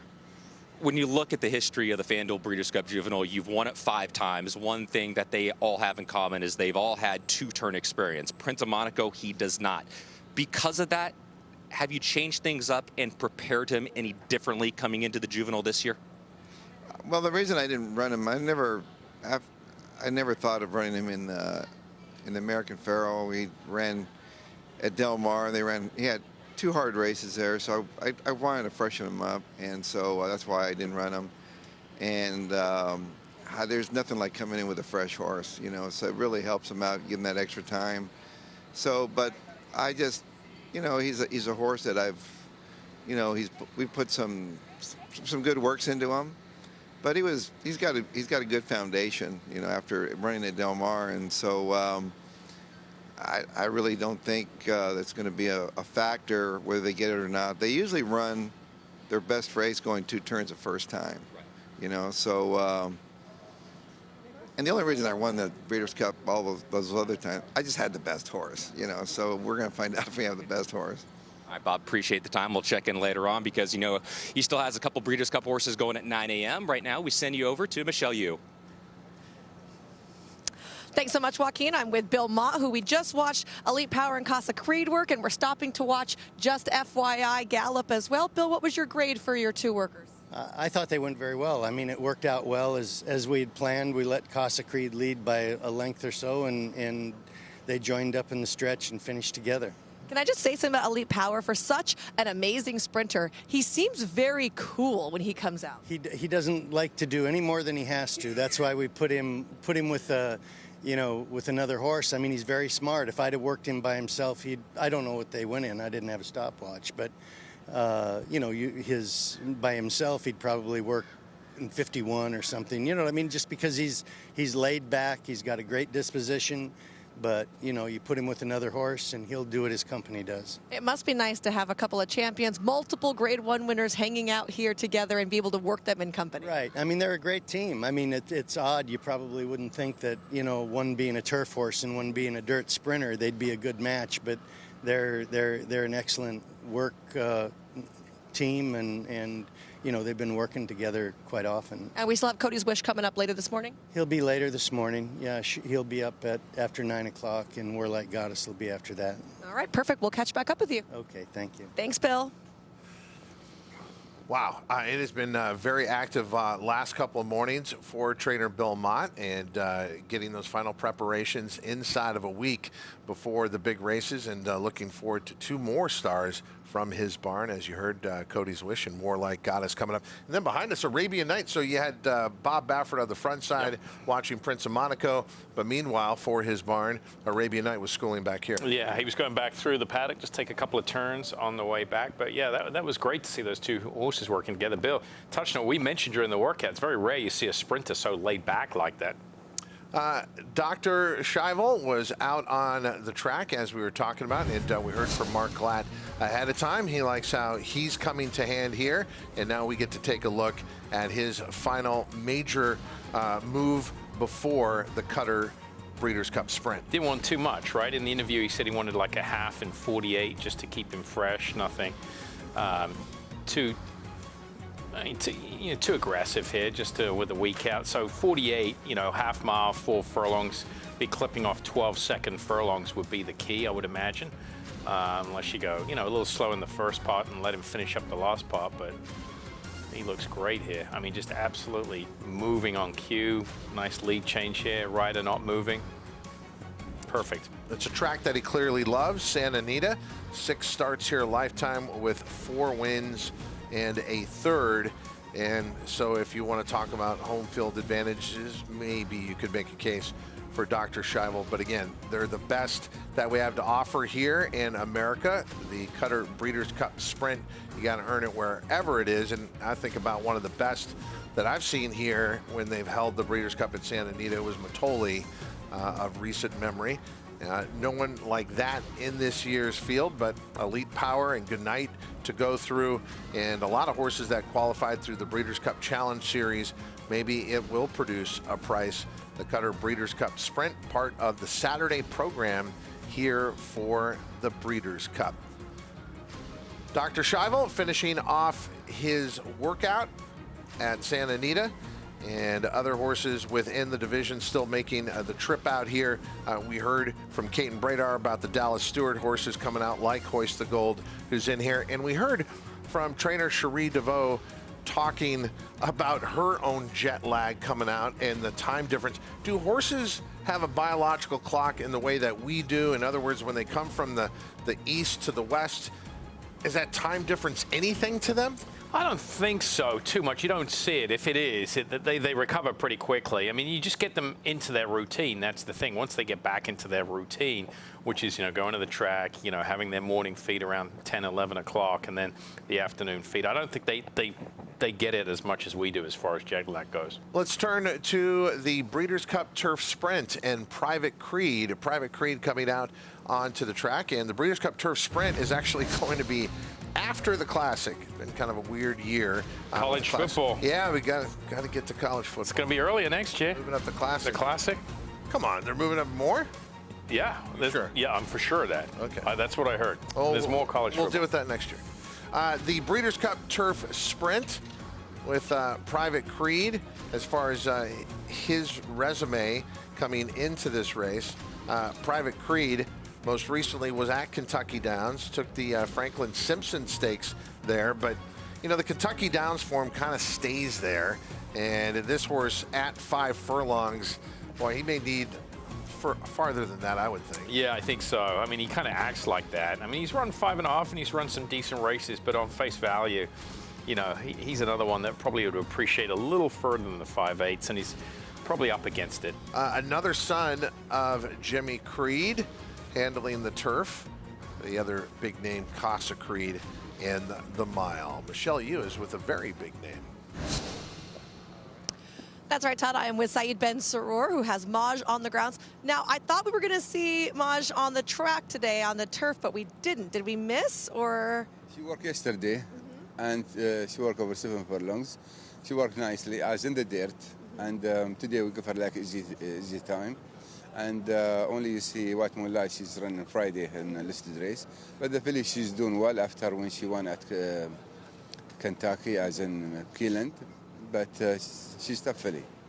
You opted for the mile race instead of the longer. Why? She won in the Guineas, as a mile, also in Dubai, a mile, and also Jumeirah Guineas. I know she won as a 9 furlongs. But when I talked to Oshin after the race, can we go mile quarter or a mile? He said we go to the mile, much safer. All right, we'll be looking for her. Maybe is she coming out tomorrow? Yeah, she'll be out, yes. All right, so we didn't get to see her today, guys. We will see Mage again tomorrow. She's trying to emulate her brother with a fantastic Breeders' Cup win. Yeah, Modern Games, of course. I think that's the right decision. If you ever watched the race in the Queen Elizabeth Cup, I mean, I was there covering that race, and she was very aggressive on her toes in the post parade. I just think the mile trip is much better for her. She looks like she's so suited to North American racing. She's like her brother, Modern Games. Short, not overly tall, compact, will handle the turns, very athletic, very nimble. I just think the mile and a quarter is probably not within her scope here, especially the way she runs and the way she acts. She's a little more aggressive in the afternoon. And look at Lindy closing the gap there, but it was a perfect ride by Ocean Murphy as Mage takes the field gate to wire in the Queen Elizabeth II Challenge Cup. I know they'll say we're all Team Godolphin. You're kind of wearing Godolphin blue as well, but you mentioned Charlie Appleby. And blue. Very good. You mentioned Charlie Appleby is the man amongst the trainers. Yeah. That was the mantle that Saeed Ben Sarur had. So you've got each of these guys with a trainer, with a horse for Godolphin in the race. Is there anything there that Saeed really wants to win and show? I mean, is there any I'm kind sure. of There's some competition. Yeah, I mean, they're obviously running on their own merits, and both. Yeah. It's not like one's a 30-1 shot, the other one's a 6-5 shot. They're both running on their own merits. But yeah, I mean, Saeed was the man for years, and then it shifted a little bit to Charlie Appleby. So from a personal pride point of view, absolutely he wants to get the job done. When Mage won in the QE2 at Keeneland, Saeed Bin Suroor had not had a runner in North America since 2018, which is wow. It's hard to believe. And during that time, Charlie Appleby has compiled this great win rate of about 50% of his North American runners. But yeah, as we always say, Saeed, it's better to be on the bench than not on the team, right? Yeah, and it's a great team to be on. Team Godolphin, you're going to see them in the winner's circle a lot at the Breeders' Cup. Once again, Michelle, you. Guys, I'm walking right now with Mark Glad, who's heading back to his barn to check on the good Dr. Schivel. What did you think about his work? Oh, I was really pleased with it. He's not the greatest workhorse today, or most of the time, but he was sharp throughout today with a good gallop out. And like I said, by himself, that's pretty impressive. Juan was extremely happy with the work. Said he was sharper than he was last week even, so all systems go. What did you think about his prep race? It looked like he just fought on the whole way. Yeah, he ran, he was never really able to get a breather given that he broke a little slow. Had to run every step of the way and gut it out, so, we were extremely pleased with it. What's going to be a schedule like the next 6 days leading up to Breeders' Cup? Keep him fresh and happy. He won't do much in between now and the race now, and I think he's a dead fit horse, and so we'll just keep him, like I said, fresh and happy and see what happens on Saturday. I appreciate the time. Thank you. And we were at Mark Glatt's barn earlier on this week seeing Eddie Haskell, his former Breeders' Cup participant, who is now his pony horse. And we know at that barn they get lots of cookies and lots of carrots, and that's how we keep them nice and happy, guys. Well, that's a barn that I could be in. And Mark Glatt has a lot of success out here in California on a regular basis, but to win on the Breeders' Cup stage takes you to a whole new level.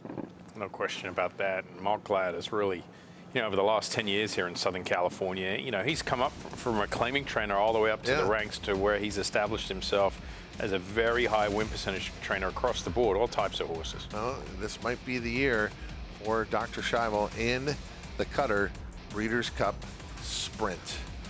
Back on our set, just off the paddock here, I'm Todd Trupp alongside Simon Bray. You're watching Breakfast at the Breeders' Cup.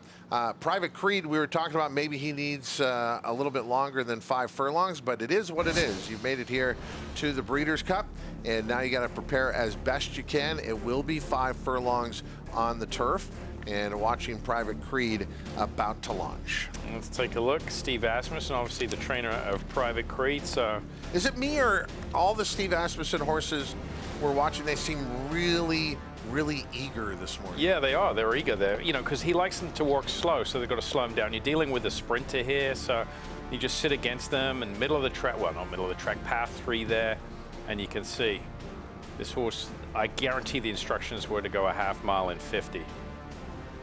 Rider's having a tough time just holding on there, barely hanging on. You make one move wrong here by moving your hands up the horse's neck, and this horse is going to just take that cue and be gone with it.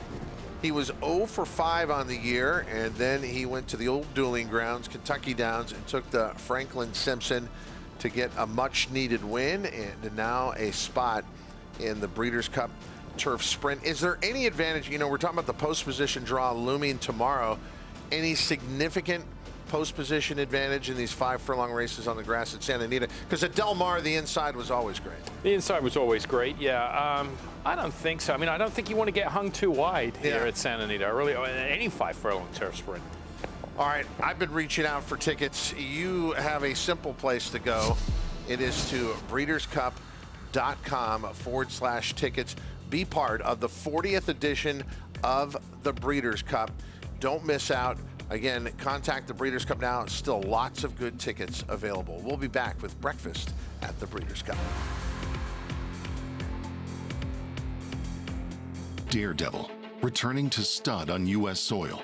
The only first crop sire to see 2 offspring win the Grade 1 Kentucky Oaks and the Grade 1 Preakness Stakes in the same year. She dares the devil, taking the Kentucky Oaks and the Grade 2 Azeri Stakes, and champion Swiss Skydiver, winning the Preakness and the Grade 1 Beholder Mile Stakes. With more exciting prospects on the track and multiple 6-figure sales in the ring, Daredevil's career is just getting started, only at Lane's End. FanDuel Casino has your chance at the #1 feeling, winning, which ranks even higher than the 18th best feeling, saving a kid from a well. 59 years later.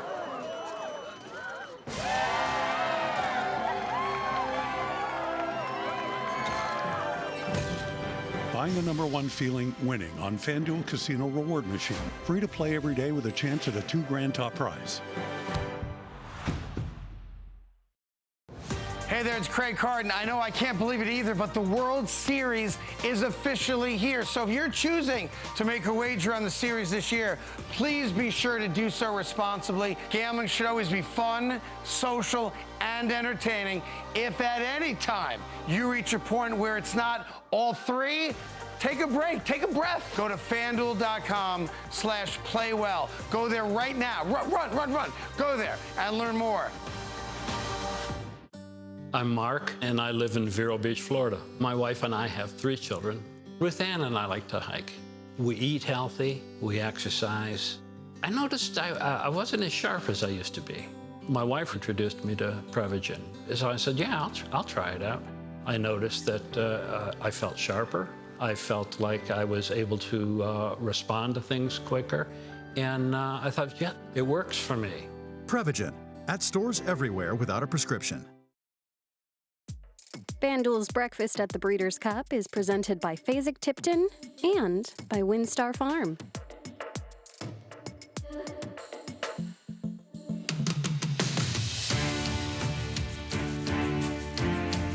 It's a beautiful day in Southern California for the inaugural Breeders' Cup. It was just a few years previous that they started talking about it. This Breeders' Cup Series, $10 million, 1 day, 7 races.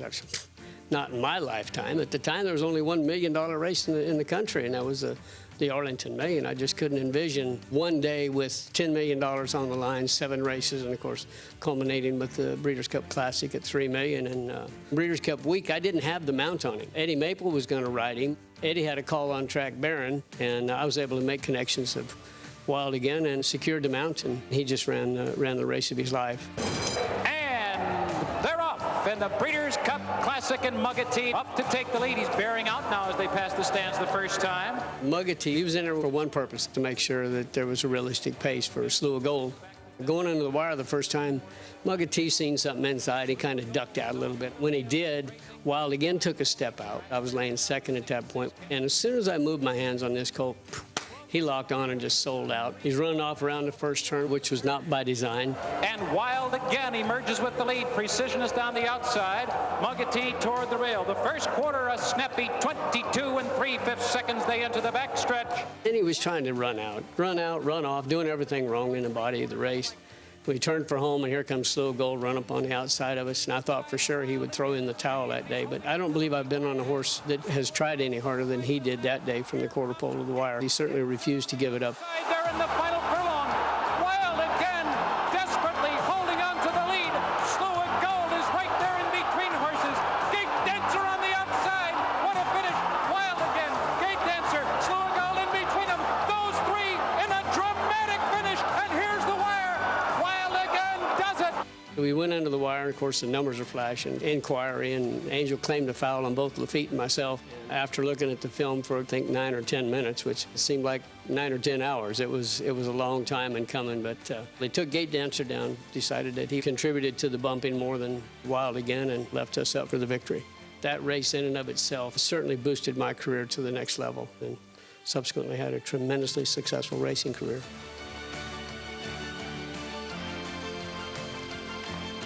2 weeks ago, patient Pat Day turned 70 years old. Let that sink in for just a moment. 70 years old. So he was 30 at the time when we had that inaugural Breeders' Cup.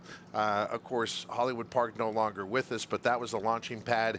And as we said, we're going to get wild again here in Southern California. Yeah, certainly. It's hard to believe Pat Day's 70 years old. That's unreal. We wish him the best. He's been a great ambassador for the sport as well as his faith for many, many years. And we'll always remember that inaugural Breeders' Cup Classic, the drama around it, and Pat Day ultimately getting the win with Wild again. Back into the preparations for the 2023 Breeders' Cup, waiting for some horses to arrive on the racetrack. You can see behind us in the paddock here as some horses are still schooling.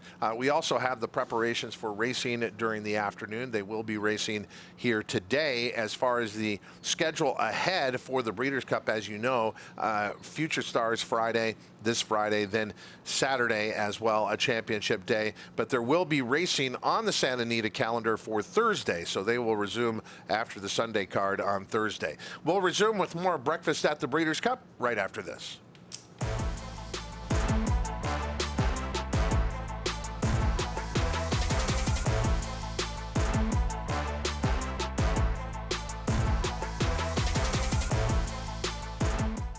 The rumbling started early and only intensified, with performances that sent shockwaves across the nation.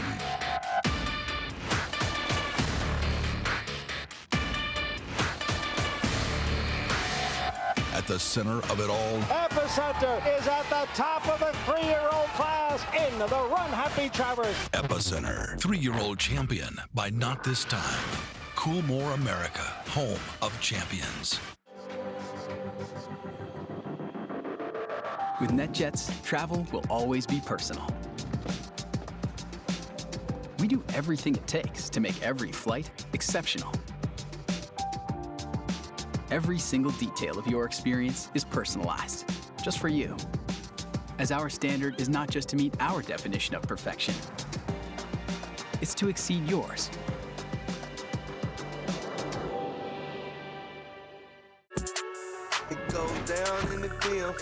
With FanDuel, every night is a watch party. New customers bet $5 to get $150 bonus if your team wins. Bet all the stars with all your friends and tell them that they get 3 months of NBA League Pass on us with any $5 bet. Only on FanDuel. New customers bet $5 get $150 bonus if your team wins, plus NBA League Pass on us. A beautiful individual, extremely athletic, displayed a tremendous amount of talent with his win in the Vanderbilt, as well as a couple of his wins at Churchill Downs. Ran unbelievably fast. Very special family to me. Just a gorgeous horse and throwing very athletic horses that I think will run. Perfect sire for the 2-year-old sales. I plan on breeding to him next year. I think he's a great play right now. In the Vanderbilt.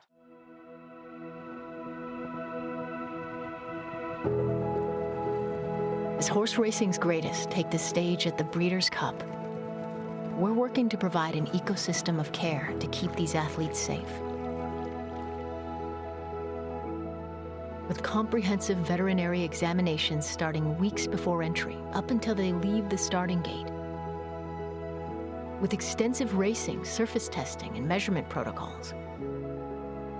New national uniform regulation and rigorous enforcement under the Horse Racing Integrity and Safety Authority. And with the addition of advanced technology and new diagnostic tools, we're taking great and positive strides, but we are committed to doing much more. So no matter who wears the crown, safety runs first at the Breeders' Cup. To learn more, visit breederscup.com/safety. Live look on the backside here at Santa Anita, but on Breakfast at the Breeders' Cup, we've got you covered around the country. And a lot of the horses you watched yesterday at Keeneland in Lexington, Kentucky are making their way out here to California. And now the last few horses from Churchill finishing up their preparations will be getting out here and on site for us in Louisville, Kate and Bradar. Here with Brad Cox the day after most of the workers took to the track. Everything good this morning? Yeah, super good. I was happy with everything. Timberlake went back to the track today. The other 7 that breached yesterday all just walked this morning. They'll jog tomorrow morning before they get on the plane. But yeah, they all look good. I'm very happy. I didn't have to make any bad phone calls this morning, so it was good morning for a trainer for me. my end anyway. I want to ask you about Caravel because I didn't get a chance to talk about that work. Why the decision to work her on the grass? And I mean, weather didn't really cooperate as far as firm footing was concerned, but she looked good. Yeah, she did. She did. I just thought, she hadn't been on it in a while since Saratoga, and I thought I'd just get her back on the turf for her last work before a race. And we had that option. I wasn't dead set on doing it. I just wanted to kind of watch it. I didn't think the rain really changed it a tremendous amount. I thought it was, firm enough that she'd get a good work. She did. The time was, time didn't really mean much. She really traveled real wide around the turn, but she finished up really well. From the quarter pole home, I had her 22 and change. So, I mean, she was, really kicking on down the lane like she does. He had a mild hold of her, light hold of her, and it was a good move. I've put you on the spot before, and this year it might be even tougher than ever because everybody is talking about how good all your horses have looked in their works leading up to the Breeders' Cup. But is there any one horse in particular that you're especially excited about? I love Timberlake. I really like how he's doing. I really like Saudi Crown. I love him. I love Idiomatic. And listen, I love wet paint, and I'm not just saying that, but I mean, I just love how she's doing. I mean, anybody watch her work, see that she's training well. And there's a bunch of these that are Zozos. I love how Zozos is doing. So I know it's broken record trainer talk and all that stuff, but listen, I try not to take them out there if they don't have a shot. And we've done okay out there, so we have confidence that we can ship out there and get it done. So I think we're going to have a big weekend. I really believe that. Well done on this end up till now, and we appreciate all the time that you've given us. And congratulations on the trainer title over at Keeneland. And we start right up again today with future stars. That's old news. That's old news. I got to start back today here at Churchill, and excited about getting these young ones started. I wish we had a fast track, but that's the way it works out with the wet weather, and horses overcome stuff. So hopefully it's a good safe day of racing. Never one to rest on his laurels. There's always another one coming up for the Brad Cox barn. Well, you referenced, Caton, that trainer's title at Keeneland. A lot of his wins were first-time starters, and a lot of them 2-year-olds, and he's going to unveil some more at Churchill today, and I heard a couple of them that are absolute freaks. But, yeah, that's the whole thing. We get to the year-end championship, but barns like that are thinking about how they're reloading for next year. Yeah, and from August on towards the end of the year, it's very important for barns like, Bob Baffert, Brad Cox, Chad Brown, that have a serious number of 2-year-olds. They want to get them out and get, at least a race or two in them before their 3-year-old year. So, yeah, Brad Cox, I mean, look, he tells you it's straight, but he's very confident in that interview. All week. Yeah, that he's going to have a big weekend. So don't sleep on the Brad Cox horses. Should be very confident in the chosen Vron. The California bred has won 8 races in a row coming in to the Cutter Breeders' Cup Sprint. For more on him, Joaquin Jaime.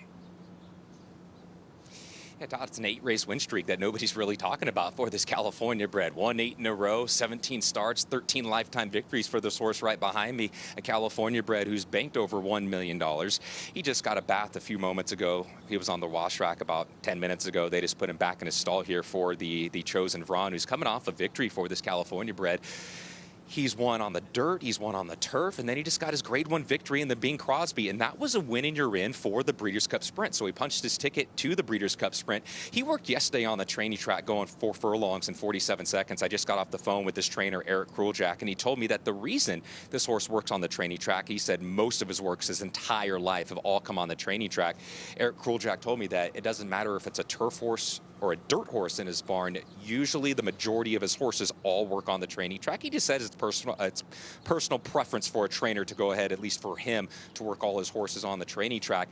I said, how was that 47 work that you saw yesterday? He said he started off a little slow, but as has been the case in a lot of his recent works, is that he starts off slow, but really starts to pick it up the last 3/8 and the last half mile. He says his gallop outs are incredibly strong. He just keeps getting stronger and stronger. He really doesn't want to pull up.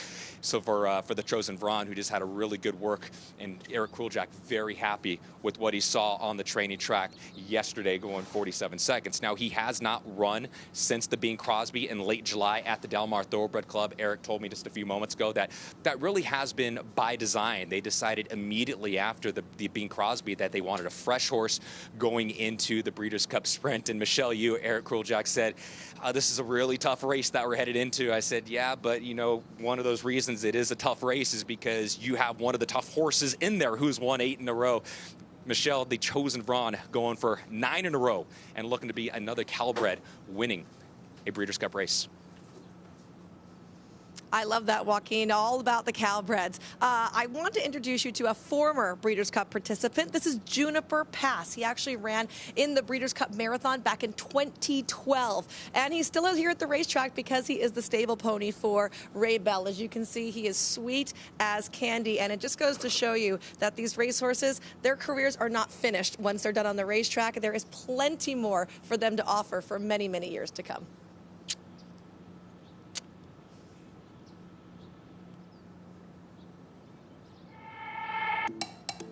So we're here at the Retired Racehorse Project in Lexington, Kentucky. And the Retired Racehorse Project is a market-based approach to aftercare. It's showcasing how amazing these thoroughbreds are in everything that they can do. It's really important for First Racing, FanDuel TV, and the Breeders' Cup to support aftercare, whether they were competitive on the racetrack or whether they weren't competitive on the racetrack. They're now here on a level playing field competing against one another. And the makeover itself is actually just increasing demand for these retired racehorses. This is Red King. Was racing last October. He was a stallion in December. And so he had kind of culture shock transitioning. And then he just took to the second career like it was nothing. He absolutely loves it. He loves the challenge of learning new things. It's really interesting to be at this show and see all these thoroughbreds competing in dressage, show jumping, competitive trail. There's mock fox hunts. There's freestyle competitions. I'm always looking for horses that are going to make field hunters. And I'm the current owner of our club. Obviously, he's a very, very classy horse. Any horse that wins $3 million, I mean, that goes without saying. Everything about him has been just totally uncomplicated. And I think this horse is going to make a superb field hunter. When you're on a thoroughbred, they just give it their all, and they have the biggest hearts. They never quit. You know, they can be tricky, but once you get into them and they trust you, they'll do anything for you. It is a competition. There's over $100,000 in prizes and money to be won, but I get the feeling that getting your thoroughbred to the makeover is winning in itself. So the RP has always been on my bucket list. I've never had the horse I wanted to do it with until we got the Black Album. And to be competing in it, it does mean a lot. And it's very exciting to be in it with such a great horse I've had such a long relationship with. As much as he was as a good racehorse, he seems to be a pretty talented doing other stuff. He's some big ability over the jump. I thought it was really fun to watch from where I'm standing. It's a big plus for us as a trainer. We know they have a future where we don't have to worry about it. And the winner is from Field Hunters, number 110, Arklow, ridden by Gina Gans. It's huge. I mean, it just goes to show you that these horses obviously have a tremendous amount of talent after the racetrack and can excel in other things other than running fast around an oval. So, you know, it's very important that we continue to press forward with aftercare and things such as that. Is really important to show how much we really care about the thoroughbreds and how we really want them to find a soft place to land after they're done giving us all that they can in their race careers. And to see these horses, some were racing just a few months ago and now they're coming back and competing in a completely different discipline. It just speaks volumes to what the thoroughbred really is and how special of a breed it is and why we're so lucky to get to work with them every day.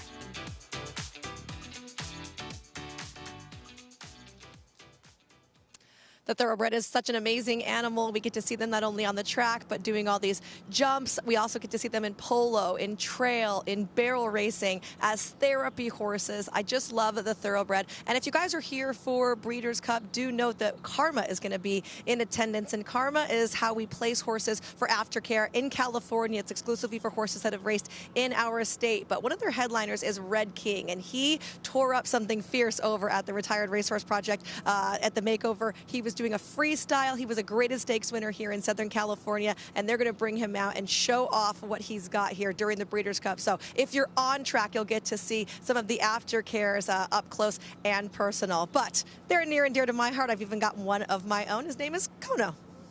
He's found a good home with you. Jody Vella-Gregory was a big part of that piece that you watched. I had a chance to talk to JVG last night. It is her passion. She works for the Stronach Group and First Bet, and so she has made it her mission statement wherever she gets an opportunity. She's going to be speaking at the Racing Symposium on that topic. She is a great ambassador for that part of our industry and our industry overall. You've been involved with Thoroughbred Aftercare by serving on a board. Yeah, I'm serving on the board of the TAA, Thoroughbred Aftercare Alliance. It's my last year, so 3-year term. So yeah, but they do a tremendous job, and they're represented here, of course. They're presenting sponsor of the Breeders' Cup Juvenile. It is an important part of our industry, and it'll be highlighted throughout the 2 days of championship racing and the run-up to the 40th edition of the Breeders' Cup. We'll be back with more Breakfast at the Breeders' Cup right after this.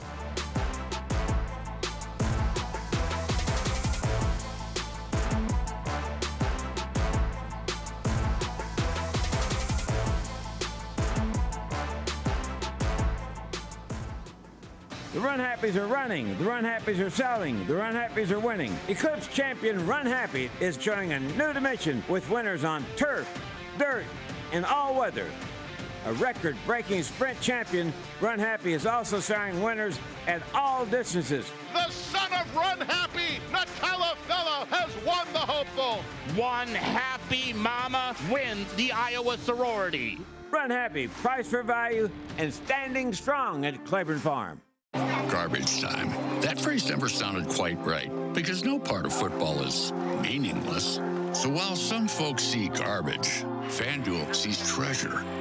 We see spreads to cover, overs to hit, and chances to live bet from the first down to the final whistle. So don't just watch football this season, cherish it. Bet $5, get $150 bonus if your team wins, plus a profit boost every single day. FanDuel, America's #1 sportsbook. Hey, so I found a betting system that's really working great for me. So did I. What's yours? I set up an hour-a-week time limit on FanDuel.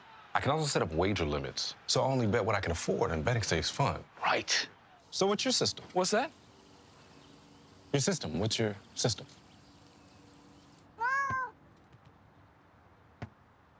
What is that? Every bettor has a system. Make FanDuel's responsible gaming tools a key part of yours.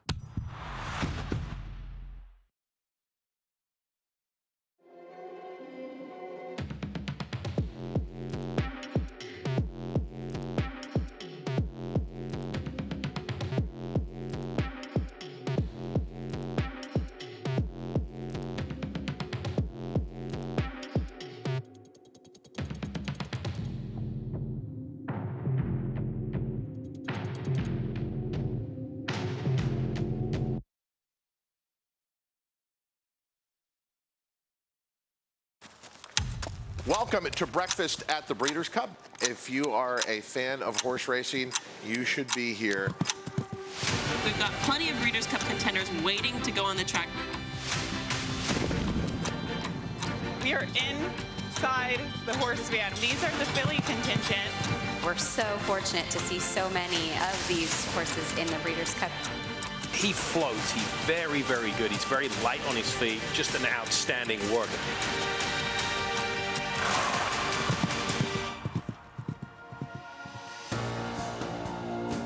Breakfast at the Breeders' Cup continues from Santa Anita, brought to you by Fasig-Tipton and WinStar. Beautiful morning here in Arcadia, California, and they have been carbon copies of each other. I guess the unique part about it, it was a full moon last night, so that full moon came up over the San Gabriel Mountains as racing ended, and then as workouts started in the morning, it was disappearing off onto the other side. It has been gorgeous here. It also warms up rather quickly. We're coming up right now about 9 a.m.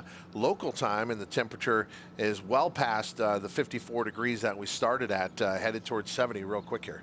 Yeah, it looks like forecast 81 degrees Friday and Saturday, Breeders' Cup weekend. So it's going to be Chamber of Commerce weather out here in Southern California. So we are on this circuit right now where Santa Anita will host the Breeders' Cup for a record 11th time. Next year it will be at Del Mar, but last year was a memorable Breeders' Cup at Keeneland Racecourse in Lexington, Kentucky. Let's look back. The 39th Breeders' Cup was one for the history books. Full of heartfelt moments, heartbreakers, and huge finishes. Oh my goodness! Champions from all over the globe battled for greatness and a legacy few have known. Oh, she just dominated! The air was thick with anticipation as horse racing's most desirable prize took center stage, right in the heart of horse racing's home, Lexington, Kentucky. A venue that was made for racing as it was meant to be. Illuminated with garland dreams, fans, fascinators, and monumental firsts, Keeneland became the grounds for an unforgettable story that will be told for years to come. It's a story made for Hollywood. It was written right here in Lexington, Kentucky. A weekend of coronations that crowned 14 new world champions, including international stars, home favorites, and possibly the greatest thoroughbred the sport has ever seen. No doubt about how great he is. Flightline is awesome. With riches and respect on the line, the stands rumbled as we kicked off an unfathomable weekend of extraordinary for our competitors. Wonder Wheel, Caramel, Modern Games, Forte, and the crowd. From celebrating the best dressed to experiencing the race in new and exciting ways. As fans found their seats, our thoroughbreds were ready to shake the world.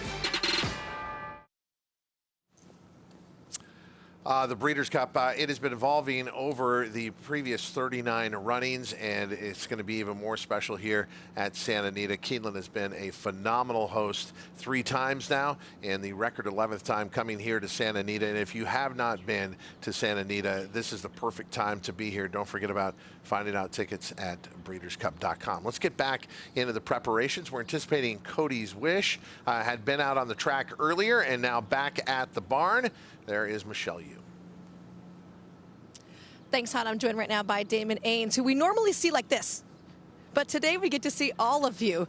Tell me about the relationship you have with Cody.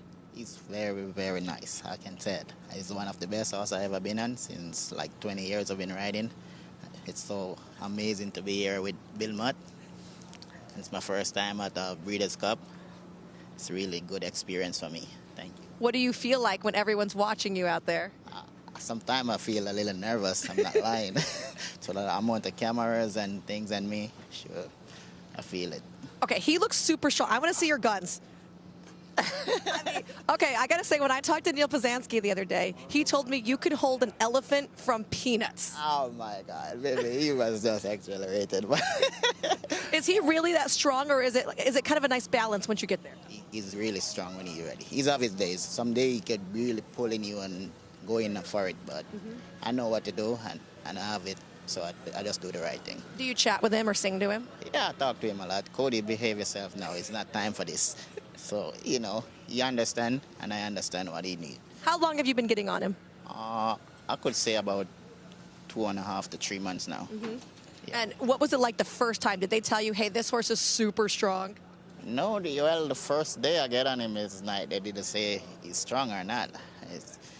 The other rider didn't like show up, so they said, you're going to get on this horse for me today. And I was like, what?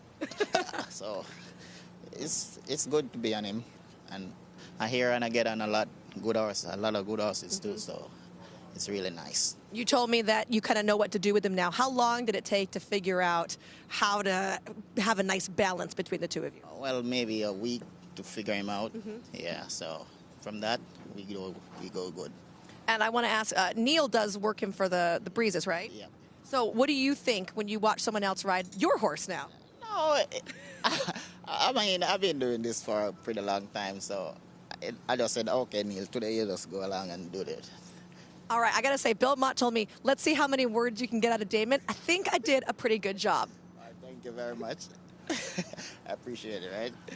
And he's doing a great job as we've watched him in the morning. And Simon, I think we take that for granted sometimes. We talk about the stars of the sport, the horses, the jockeys, but these exercise riders getting this international attention, it really means a lot to them. You saw right there. Yeah, I mean, there's a lot that, they're under the microscope. We've got cameras on them, us commenting on them, and, they do the hard part. I mean, you can't come in here, feeling 50% and expect to hold half-ton animal there at their slower paces. Almost harder sometimes to gallop these horses than work them because you're working them at a much slower pace. So the exercise rider is a very important and key component of a thoroughbred operation. All right, we still have a couple of big works for trainer Bill Mott, and we'll wait for those to happen out of the main track. In the meantime, Joaquin Jaime. Todd, thank you very much. Made my way back to George Papadromo's barn. Earlier, we saw the Chosen Vron, who won the Bing Crosby Stakes this year. Let me show you the Bing Crosby Stakes winner from last year. That is the gray that you're looking at right there. The gray son of the Triple Crown winner in American Pharoah won the Bing Crosby back in the summer of 2022.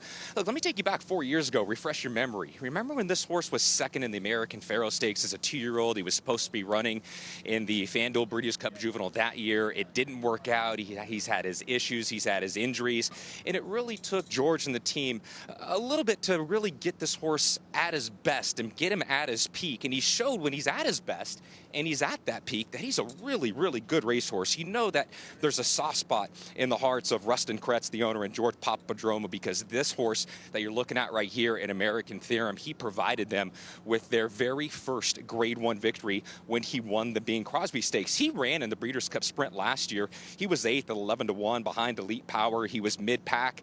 He was right next to Elite Power going into the far turn, and it just really wasn't his day, wasn't his afternoon. So far this year, he's 0 for 3. He hasn't hit the board in 3 of those races coming in here. He was 6th in the Bing Crosby 2 starts back. He was most recently 5th in the Grade 2 Santa Anita Sprint Championship behind Dr. Schivel. So he has to find something else and try to turn it around, because in 3 of his last 4 starts, he's lost to horses that are going to be in the Breeders' Cup Sprint once again this year with Elite Power, the Chosen Vron, and Dr. Schivel. So American Theorem, guys, he's just walking out here back at George Papadromo's barn. He's getting ready to go ahead and work right now at 9 o'clock as well. We'll look for him shortly. Umberto Rispoli, who's ridden him in his last couple starts, is going to be up for this work here at 9 a.m. as well. You won't be able to miss him. One of the more handsome horses you'll see here at the Breeders' Cup.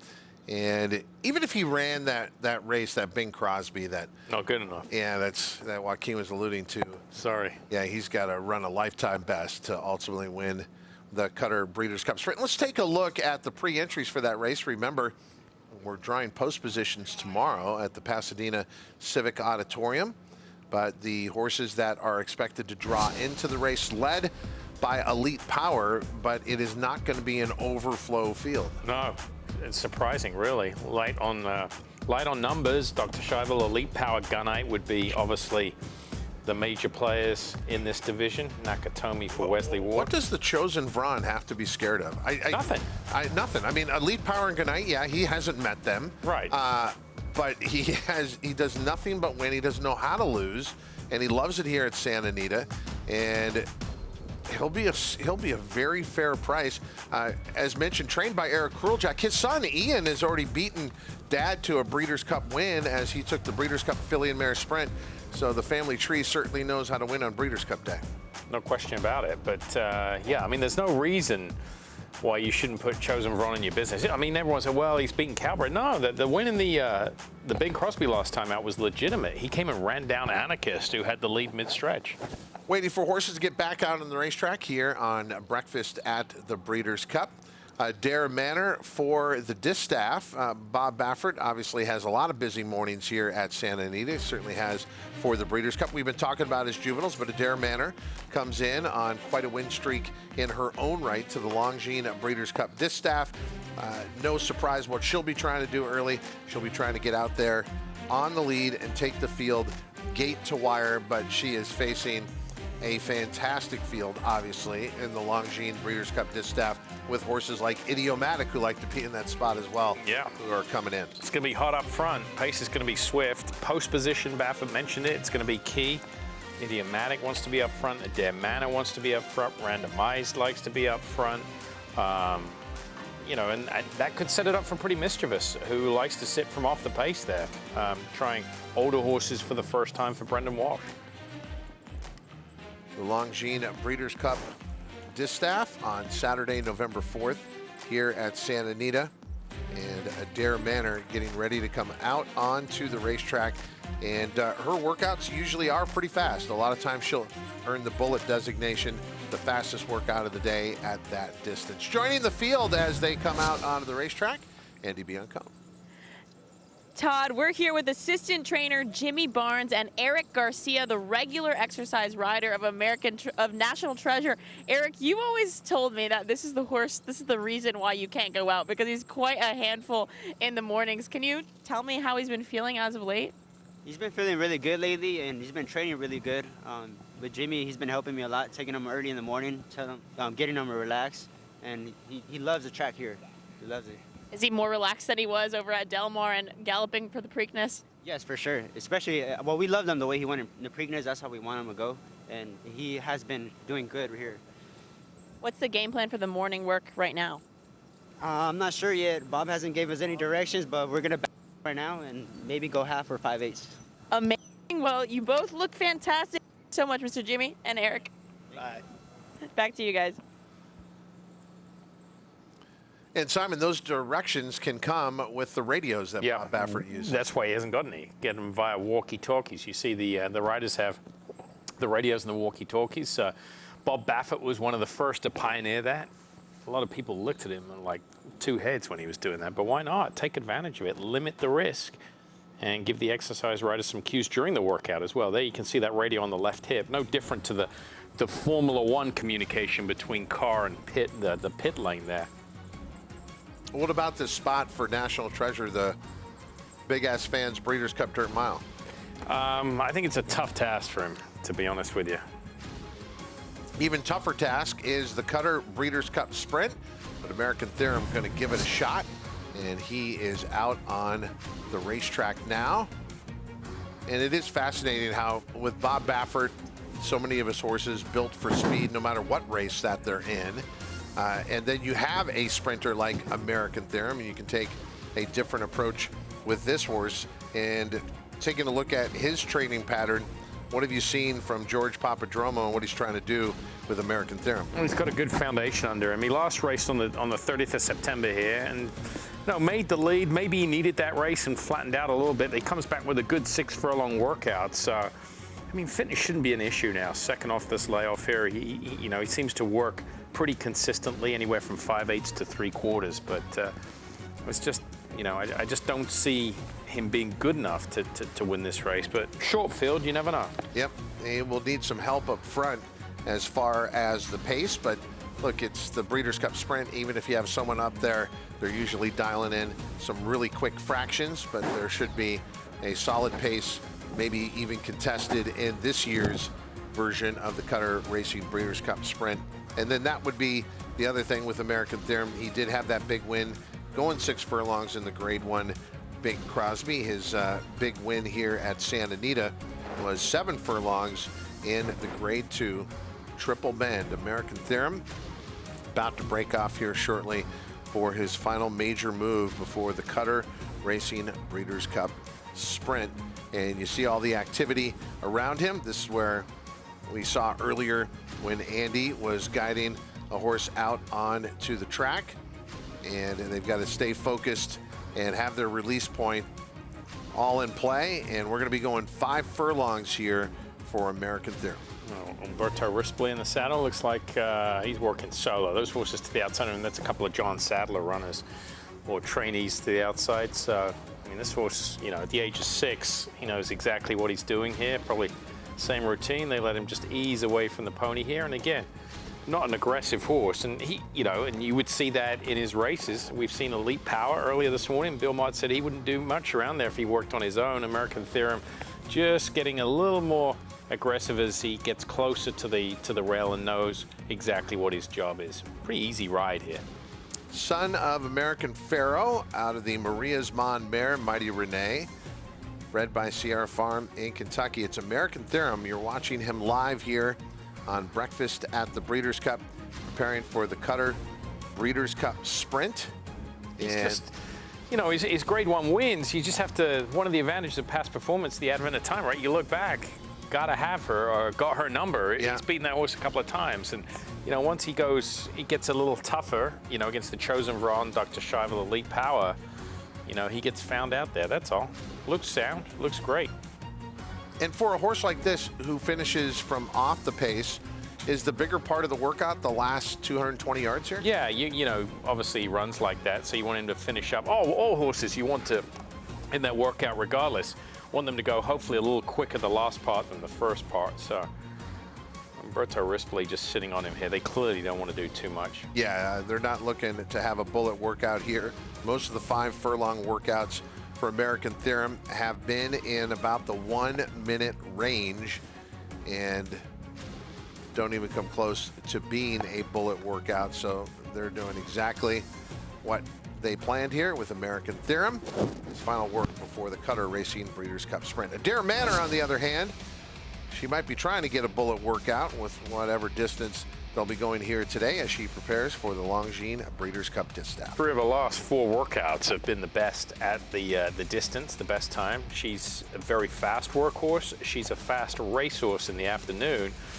And this is one that you would never work in company. We've seen horses work in company, but you can see why you wouldn't. You put another horse next to her right here, they'd be just too much. So she does enough on her own. And so I always say, this is a case of the exercise rider taking his foot off the brake pedal rather than touching the gas pedal here. You just want to let her out more than anything else. You do not want to ask her. And she's got another horse working in front of her, so that makes for a little bit of a target as well. So he'll keep her way out in the middle of the track then. Exactly. Yeah. Yep, that's exactly right. And she'll do, the whole work will be done on the bridle here. She will not have to be asked because she does enough on her own. And this is why you can't take every workout. As a handicapper, you can't just take them at face value. So much goes on in the mornings here. Any number of things that could be happening. That's why workout reports have become very popular with people who play the races on a daily basis. But again, you're just looking at the past performances. You're looking at times, and that does not tell the whole story, much like in the afternoons with past performances. You can't just judge the final time. You got to look at how the race played out. See, I would judge that if I were giving grades back in the day. I'd give her an A. I mean, she's a great workhorse. Yeah, I like it better than a blitzing bullet workout. I agree. Exactly. I was impressed with what I saw there. Very, very good. And I know she's been beating the same group out here, but it's not like she's beating them by half the length. No, that's right. You know, there's more in the tank. Let's go back to another Bob Baffert horse, getting ready for the Big Ass Fans Breeders' Cup Dirt Mile. It is National Treasure, whom, as we heard about in that conversation with Andy Biancone, in case you forgot, was the winner of the Preakness, and then the next few starts, the Belmont, not much there, the Travers, not much there, the Awesome Again, not much there, but they're still going to take a shot on Breeders' Cup Day, and they're going to try the 1-turn mile. Oddly enough, although Santa Anita is his home base, National Treasure has never won here. Yeah, hard to believe, right? I mean, he ran well in the Sham. I think, you know, the Classic was never in the he's just not good enough. Yeah. You know, and he, you know, he's one of the horses that, you know, we were talking about the early group, the first part of the year, the second half of the year, that later developing group have established themselves. He's one of the ones that have kind of ran through the whole year. I mean, he made a start, a couple of Triple Crown races. He went to the Travis. He was beaten by Arcangelo a couple of times. Ran against Slow Down Andy, who's a decent runner, 3rd in the Dirt Mile last year. You know, they've picked the right spot to try and win a Breeders' Cup race. Is he good enough? I think there's a big question mark there. Yeah, it wouldn't appear so based on those last few starts, but watching National Treasure finish his final workout here. The 3-year-olds, again, the big news today that Mage will not go in the Breeders' Cup Classic. You're a Kentucky Derby winner, but you still have plenty of 3-year-olds sprinkled throughout this 2 championship days of racing and well represented in the Longines Breeders' Cup Classic itself. But this 3-year-old National Treasure, your Preakness winner, headed toward the Big Ass Fans Breeders' Cup Dirt Mile. And watching this horse after the wire, still a little eager here. And National Treasure trying to prove off 3 performances that you would have to say were subpar. You're really going to have to run to beat Cody's Wish. He is the horse that took this race last year, and he has looked phenomenal every morning. Even when he hasn't been out here working, he is looking to do more. His two most recent defeats, and I'm talking about, when I say recent, I mean back to March of last year, have been when the races have been at a mile or longer, or mile and 16th or longer. Got beat in the Challenger last year. That was the first off the left. And then the Whitney, they had to try it. Why not? You win the Met Mile by 3. You got to try that mile and 8th. And I thought he was a play against all day long in the Whitney, even though he was the favorite. I just think he's a true one-turn horse or a miler. I mean, not necessarily one turn, maybe just a mile trip here because he won at Keeneland last year. Was he helped out a little bit in the early stages of that Big Ass Fans Breeders' Cup Dirt Mile at Keeneland, where they had a really good pace on, 22-1 for the opening quarter, a half and 45-3. He was able to rally from 12 back. Yeah. Can you do that on the Santa Anita main track going a mile? Yeah, probably not. It's going to be a bigger task, right, for him. I mean, they didn't go that fast in the Vosper, but he wasn't beating that type of competition last time out. It's not going to be as easy this time around for Cody's Wish. And don't forget, last year he was actually at a very, very good price. It just goes to show you that even when you get a favorite in the Breeders' Cup, you got a square price on him at about 2-1. I don't see that type of pace anywhere near it. No, And that's why Zozos, Brad Cox keeps talking about. He could be loose on the lead, very dangerous. All right, here we go. This is a live workout. We've seen all of Bill Mott's horses work. Cody's Wish had a nice workout at Saratoga last week. Comes in here, probably working half mile, easy half and 50 would be my guess here, solo. And Cody's Wish, as far as what kind of workhorse he is, he can be very fast in the mornings, but a lot of that up at the Oklahoma training track, as we were talking about, where Bill Mott has so many of his horses. Best of 5 or 10 horses. You're not comparing his workout to a sampling of 50, 60 horses. You know, I wouldn't say he's an aggressive horse, very manageable. And the rider doing a good job here, just maintaining an even tempo. Get him to come off the turn, switch leads on cue, and then just smooch a little bit and get him to finish up under his own power. These are all carbon copy workouts of trainers that we're familiar with over the years here as their final works going into the Breeders' Cup. Yeah, Bill Mott's got to be very happy with how things have gone. He had his pairing earlier of Elite Power and Casa Creed, both finishing up their workouts well, and then now on his own, Cody's Wish looking good. And important to watch the gallop out here because it seems to be an extension of what they're trying to do here, and it's proper, especially considering he's going to be taking on a few furlongs farther than what we just watched here in the official timed workout. Yeah, nice gallop out and geared down very comfortably here. Horse looks tremendous. I mean, if I'm Bill Mott, I've worked, 3 out of my 4 workers today, Warlike Goddess, scheduled to go, and I'd be very, very happy. And it's a, you know, I mean, it's not a lot of relief, but it's a big box checked as far as getting through the hurdles leading up to the championship weekend. Of course, I always say the biggest, most important day of a workout is the day after to make sure that everybody is well and healthy.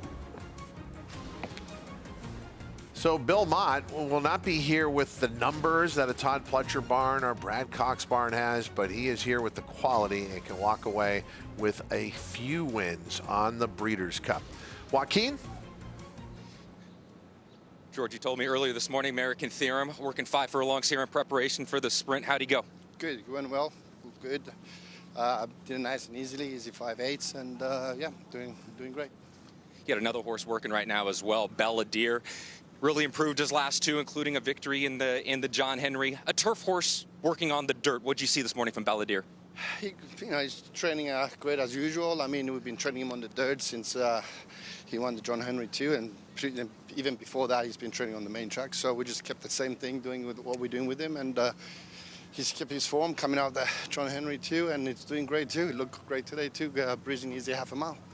He's worn blinkers his last few starts. Has the blinkers really helped Balladeer recently? Yeah, he did actually. We put the full cap blinkers a little bit, you know, with a little hole. But yeah, I'm pretty sure it helped him a little bit too. But he's a different horse right now, I think. He's in his top form right now, and he's doing great. What can I say? I'm excited about him.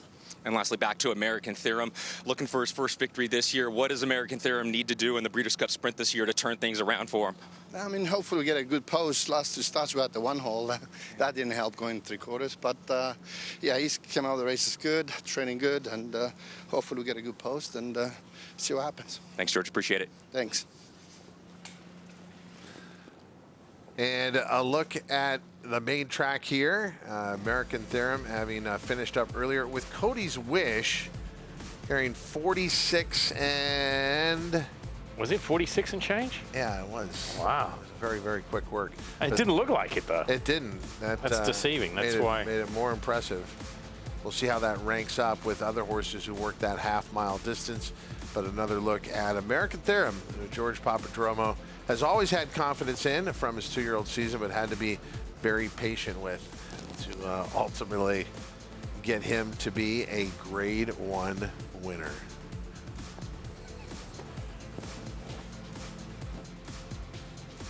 George Papadromo getting back to the barn. We're looking around horses out at the track. Slowed down a little bit here in the paddock with the schooling process. Tomorrow, a big day for a lot of these trainers. You have all these great workouts, but it could really get more difficult with that post position draw. Yeah, the post position draw is going to be key. You heard it from Bob Baffert. So no matter, they could be working great. You get drawn to one hole in some of these races, absolute kiss of death. After 7 straight National League Championship Series, the Houston Astros did not make it to the World Series this year, but that has given Alex Bregman a chance to follow his other passion, which is horse racing. He was with Caton Bradar this morning at Churchill Downs. Well, Churchill Downs is probably the second place that Alex Bregman wishes he was right at this moment. But when you're not playing professional baseball, you are at the racetrack hanging out with the horses. This is, I think, not an everyday occurrence for most people to think that they're going to run into an all-star. Oh, well, thank you. It's definitely, yeah, like you said, I definitely would rather be playing in the World Series right now. But horse racing has been a passion of mine and my family for a very long time. And every chance we get, we try and come spend some time at the racetrack. And it's just an amazing place. So many great people and obviously so many great horses as well. So we have a blast and definitely enjoying my time here. Well, I mean, it is a consolation prize for sure, but there is another championship event that you're looking forward to. Let's talk a little about No Name Mats. And in listening to your conversation a little earlier on the rail, you're feeling pretty confident. Yeah, we definitely think he's doing really well coming into the race. I mean, he's traveled to Ascot, came back even better than he was over there. So he's 3 for 3 on American soil, and we're hoping to make it 4 for 4. He's going to be ridden by Irad Ortiz in the Breeders' Cup. Talk a little about the decision to get him and why he's one of the best, if not the best, but why he might be a good fit. No, yeah, definitely. He's won the race multiple times. He's a good friend of mine. We talked throughout all of baseball season. He was going to ride him in the Skidmore before it got rained off the turf, and I'm looking forward to having Irad aboard, and we're both very excited for the race. And yeah, been fortunate enough to get to know him and Jose through one of my teammates, Martin Maldonado, our catcher, who's from Puerto Rico as well. So just building that friendship has been awesome, and now super proud to be able to have him on a horse in the Breeders' Cup. For those who aren't familiar with your story as far as horse racing is concerned, talk a little about what brought you to the game. And I'm curious how you ended up with George Weaver as your trainer. Yeah, well, my grandfather has taken me to the races since I was 4 or 5 years old. My dad was on the horse racing commission in New Mexico as well, and our family's always had a serious love for horse racing ever since I was a little kid. Really, all I knew was baseball, and when I was hanging out with my grandfather, we'd go to the racetrack. So have definitely a huge passion for it, and been fortunate enough to be surrounded by so many great people in this sport early on, and being able to have George and Rusty train for us has been amazing. And I have a great relationship with Kieran Dunn, and Kieran Dunn breaks all of our horses down in Ocala, Florida. And Kieran actually called George right after the OBS sale and said, "Hey, I got a 2-year-old that's ready to roll right now." Put him in the Royal Palm Juvenile, and George said, "All right, let's do it. I'm in." And he broke on top and one going away, so it's been all good. I know that there's probably nothing like the thrill or excitement of competing at the highest level, but try to describe what the passion is like or what the excitement level is like competing in horse racing at the highest level. No, I would say it's extremely similar, and it's very comparable to baseball too. It's very hard. It's a hard game. You fail more than you succeed. You got to be tough, and you got to really enjoy the good ones because there's not many of them, and it's the same. It's very similar to baseball, and like you said, definitely wish to be competing in the World Series right now, but having the opportunity to compete for another championship, that's a dream come true for myself and my family. Okay, so I'm curious, given the way it turned out for you and the Astros, do you root for the Diamondbacks or do you honor the team that got the best of you? Honestly, I'm not rooting right now.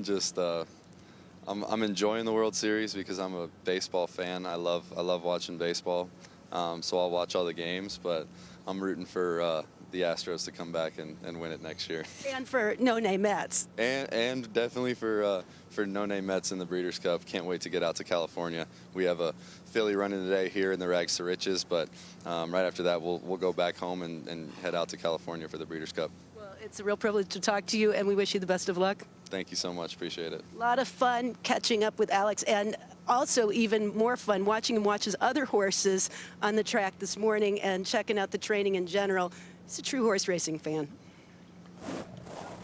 So fortunate to have him. Love the game as much as he does. And later today, we're going to have team coverage at Churchill Downs. The Rags to Riches. Candy Landy will be going for him in that stakes race. Yeah, looking forward to that. Great to have an ambassador like that, very well spoken. And who knew that was his father on the New Mexico Racing Commission? It's unbelievable. Didn't know that. Yeah. And so a great family history that got him started, and we're so happy that Alex Bregman loves our sport. Let's get back to Michelle Yu.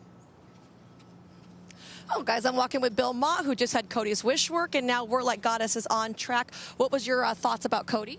He looked very smooth, looked good. He was in hand all the way, and Neil was happy. Said he, would have liked to have gone around again. When he came back around here, he seemed very composed. That's a big difference in the gorilla that we've seen when he trains. Right. Well, I mean, he, maybe he needed to breeze. Maybe he'll settle down a little bit more now. We're Like Goddess out on track right now. What are we expecting from her? I'm hoping just a nice, easy half-mile work. She usually gallops out really well.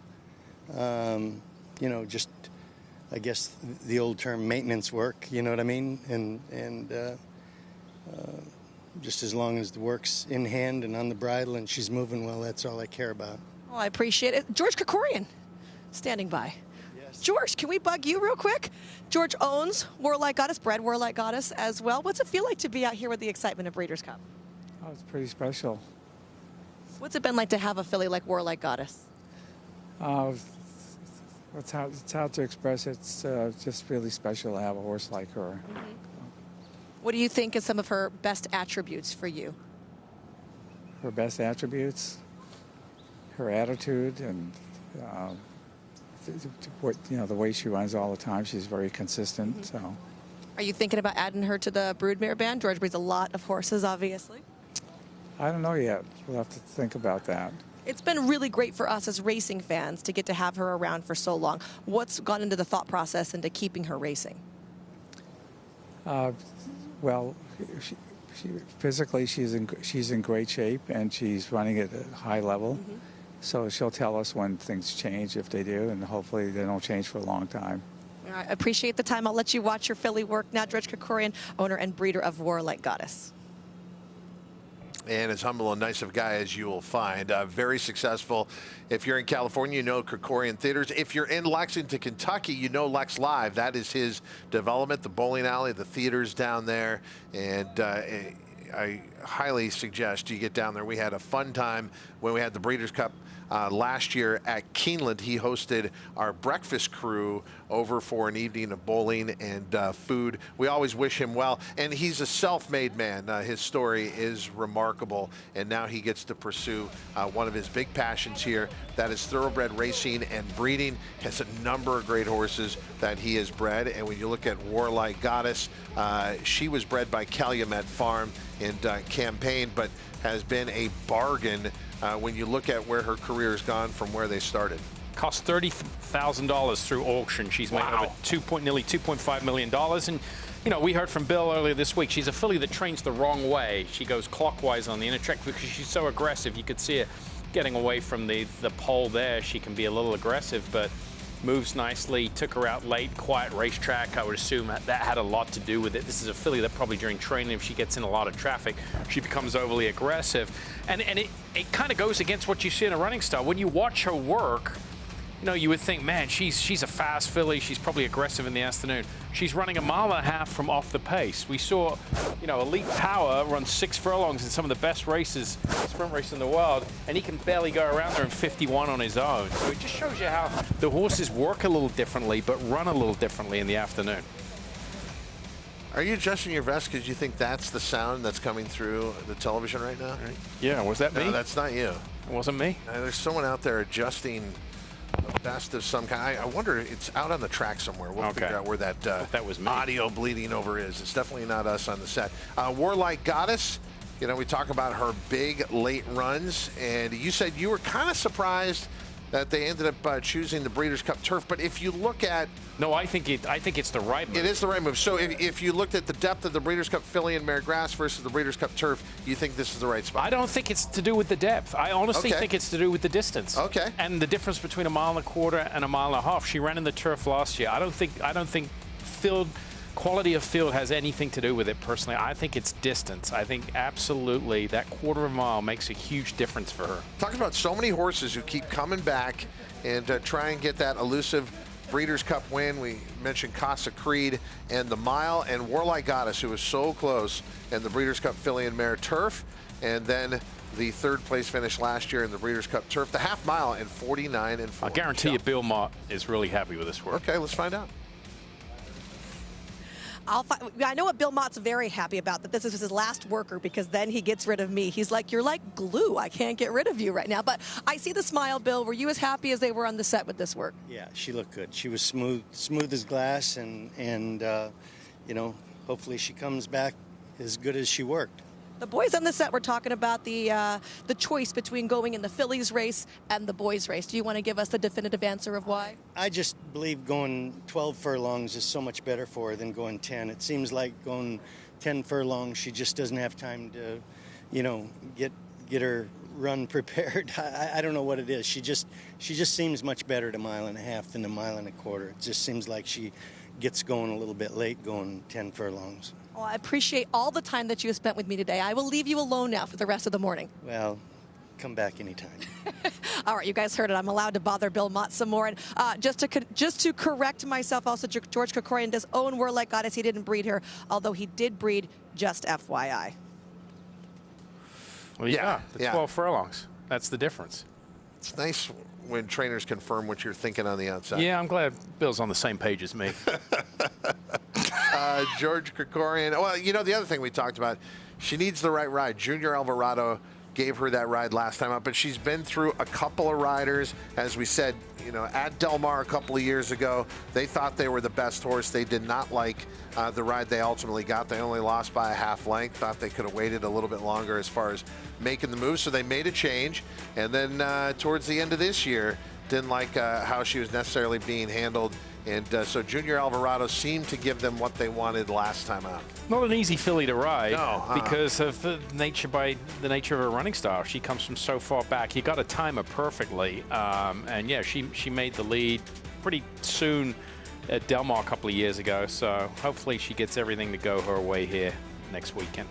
All right, Warlike Goddess, you watched her work, her final half mile before the Breeders' Cup Turf, and making her way back towards the barn. And that was kind of interesting earlier when Michelle was talking to trainer Michael McCarthy how the local trainers have to kind of move and make space for a lot of these Breeders' Cup shippers. Yeah, I mean, that's tough to get evicted out of your own barn. Evicted. Let's not be too dramatic there. Or asked if they could, and it looked like pretty good facilities they gave Michael McCarthy. Yeah, it's just a pain just to move everything, and it all sounds. But it's for his previous boss. He'll be more than exactly. happy to He do doesn't it. have a career without Todd Pletcher. Yeah, exactly. So he's fine to accommodate that. Warlike Goddess. She is a queen. 6-year-old daughter of English Channel out of the Northlight Mare Misty North. Let's go to our queen, Andy Biancone. Brittany Troxell just came back from a lovely work aboard Warlike Goddess. Brittany, are you this filly's usual exercise rider? Yes, ma'am. She looks pretty tough. I mean, how did she feel to you today? Oh, she felt great. She can be pretty ranked to gal, but she goes up to the pole pretty nice. She wants to throw her head up a little bit, but if you let her there, she'll let you, relax her a bit and put her nose down, and she worked great after that. How do you get along with a temperamental filly like this? You know what? She teaches me so much. She teaches me something every day, and I'm so grateful for the opportunity to ride her. But I just kind of ask her, don't tell her. You have to get along with her. Definitely got to use your please and thank yous, but she looked excellent, and we wish you the best of luck this weekend. Thank you, ma'am. I really appreciate it. Back to you, Todd. Thank you, Andy. As we've been talking about, it is the 40th edition of the Breeders' Cup this year. And to celebrate this milestone, the Breeders' Cup is sponsoring 40 Days of Giving. And this 40 Days of Giving benefits 11 thoroughbred charities and remains open through Saturday. A $40,000 match donation from the Breeders' Cup and Ken Fryrick. Better World Records opens tomorrow. Visit breederscup.com/giving to show your support. It's 40 Days of Giving, benefiting 11 thoroughbred charities. We ask you to donate if you can. And again, donations being taken through Saturday, the 40th edition of the Breeders' Cup. We'll be back with more Breakfast at the Breeders' Cup right after this.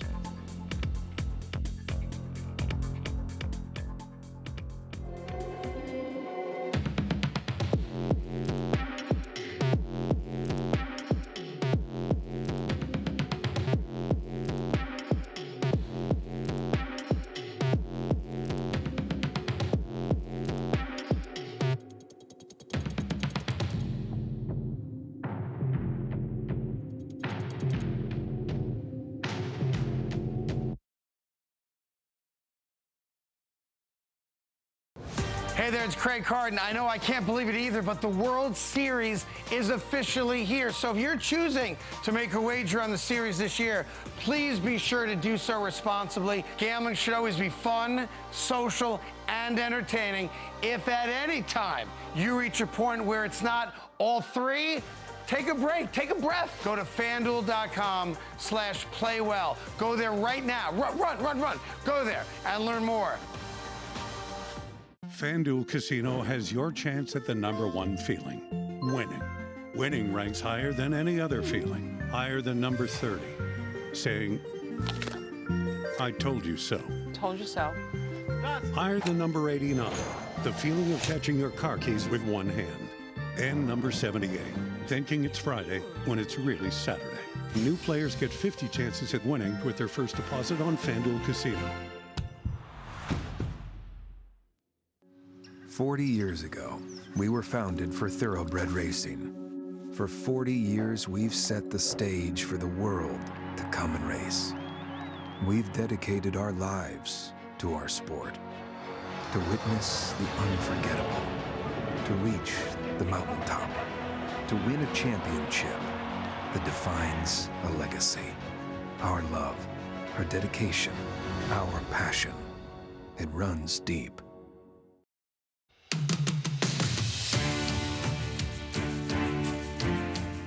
American Pharoah, I felt like, was horse racing in 2015. He brought a nation behind him. He had so many fans from not only the United States, but across the globe. And to win the Triple Crown, it just had everyone tuned in to horse racing. American Pharoah is finally the one! I think the entire Breeders' Cup day, everyone was waiting to see American Pharoah run.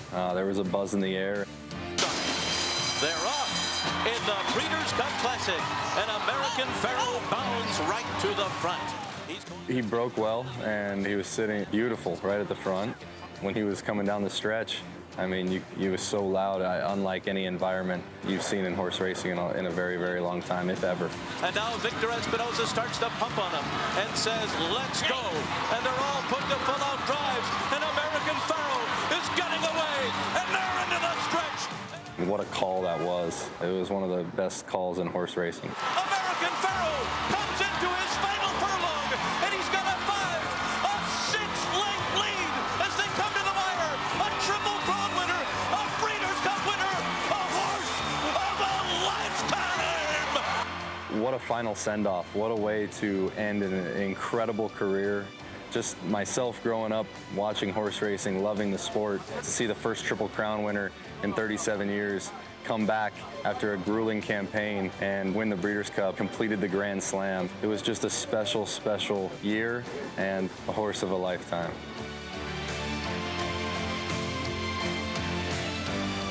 From someone who hits Grand Slams to a horse who pulled off the Grand Slam. It didn't exist until American Pharoah was able to come around, sweep the Triple Crown, and then take the Longines Breeders' Cup Classic. Who will win this year? That's what we're trying to find out here on Breakfast at the Breeders' Cup, watching all these preparations. Where are you now, Michelle Yu? Well, guys, you mentioned the breakfast marquee, and it used to be this huge tent in the parking lot next to Clocker's Corner, but for this year, they have done a little bit different planning. So you'll see this nice yellow sign behind me indicating we are at the breakfast marquee. There is a small viewing area outside, but what they've done is they have completely renovated this interior area of Santa Anita. Now, it is locked. It's under literally lock and key until tomorrow when the breakfast marquee officially opens, but we're going to literally peek in the door right here and see what it looks like so you guys can see what you have in store. Look at this. Ta-da! So this is going to be where all the owners, trainers, and connections get to come in the morning. So when they watch their horses, they have a place to come inside, to charge their phones, to have a nice mimosa, and they generally have fantastic rotating food stations. And this will be the place this week where we will get to catch up with a ton of connections. So here's a look inside the Fasig-Tipton Breakfast Marquee that will be opening tomorrow. And I'm going to be looking forward to getting there as well. And it's nice to catch up. You know, we sit so far away just watching the connections, but that is a good place for everyone to gather. It's, you know, we talk about the hospitality at the Breeders' Cup. You'll experience it as a ticket holder. That's one of my favorite things in the morning. Yeah, there's no question about that. And a lot of these big marquee races all across the world do, you know, have a venue like that. Dubai World Cup Day, they have a morning like that. So that kicks off tomorrow, always the final Monday leading into Breeders' Cup weekend.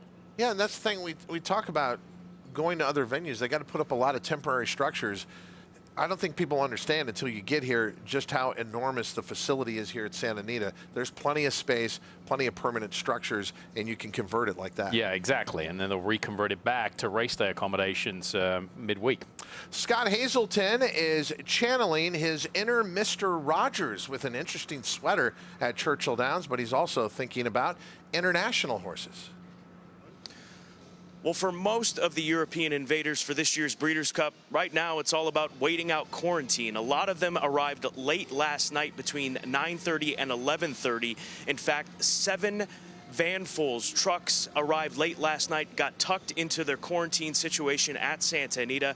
They'll clear quarantine on Monday afternoon and then be cleared for training on Tuesday. So it'll be a flurry of activity when it comes to the Euros on Tuesday. Now, there are some that are already there. Mage, she's been here on the heels of her success at Keeneland, Live in the Dream as well. So a few are already training, but for most, it's just the waiting game, waiting out the quarantine, which they'll be cleared on Monday and then be set for training on Tuesday, getting ready for the Breeders' Cup for the European invaders. Scott Hazelton, we look forward to you joining us earlier in the week, or, you know, we're late in the week, earlier this week coming up. He'll be here Breeders' Cup week, but he is helping with our on-site coverage out there at Churchill Downs.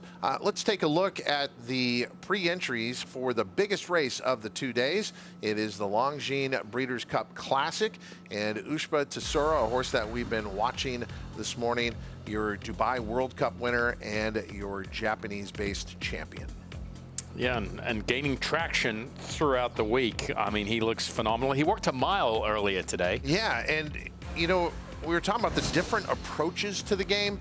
There were several parts to this workout, and it seemed like it was really designed to pick up in the latter stages. Yeah, I mean, that's what you do, working a mile. Yeah, I mean, look, it's not going to be a fast time. It's the distance is more of the key here rather than time. I believe the clock has got him in about 1:50, a minute and 50 seconds. Horses in the afternoon, to put it in perspective, run anywhere from about 1:36 to 1:40 for a mile. So it's always going to be a little bit slower, but he broke off from the 5/8 pole, went 5/8 to 5/8 and picked it up nicely down the lane. I thought I was very impressed with the way he picked it up, but just physically the way he looks in tremendous shape. Usba Tesoro had his prep race and a minor spot over in Japan, but made it look effortless. And they really felt, if you watched our story, and great credit to our production team at FanDuel, we actually sent a camera crew over there to profile a lot of these Japanese runners before they came over. If you watch the Usba Tesoro profile, his connection said he was about 80% going into that return race, and so they thought he would get a lot out of it. He certainly did, and he is thriving at Santa Anita. Speaking of that package, let's take a look. Just 70 miles northeast of the hustle and bustle of Tokyo, in the quaint town of Miho, lies Miho Training Center, home to over 2,000 horses in training, including this year's Dubai World Cup winner and Breeders' Cup Classic contender, Usba Tesoro. It's like about a year ago when we switched him to the dirt is when I realized that he was going to be a really good horse. Going into the Dubai World Cup, I thought he had a 50-50 chance to run a good race. It really depended on whether the surface suited him or not. Well, as it would transpire, Noboru Tagaki had no need for concern, as Usba Tesoro shone under the lights at Maidan. Usba Tesoro hits the front. Usba Tesoro wins the Dubai World Cup for Japan. Since Dubai, Usba Tesoro returned home to Japan and recently ran at Funabashi Racecourse in what would be a final prep race ahead of the Breeders' Cup, with leading rider Yuga Kawada back in the saddle. I think that Usba Tesoro was absolutely the best horse in today's race, and I was confident that he would win. He was not 100% going into this prep race. However, it should set him up nicely to be in that Dubai World Cup condition for the Classic. And the 70th Nippon TV High underway, clean start. Usba Tesoro, Mitanowo allowed to move forward now. He's not the kind of horse who's very obedient to his jockey. He's very strong-willed and selfish. So I always have to work hard to make him concentrate on the race. Heading for home, there goes Usba Tesoro into the lead on the outside. Mitanowo doesn't have it here tonight.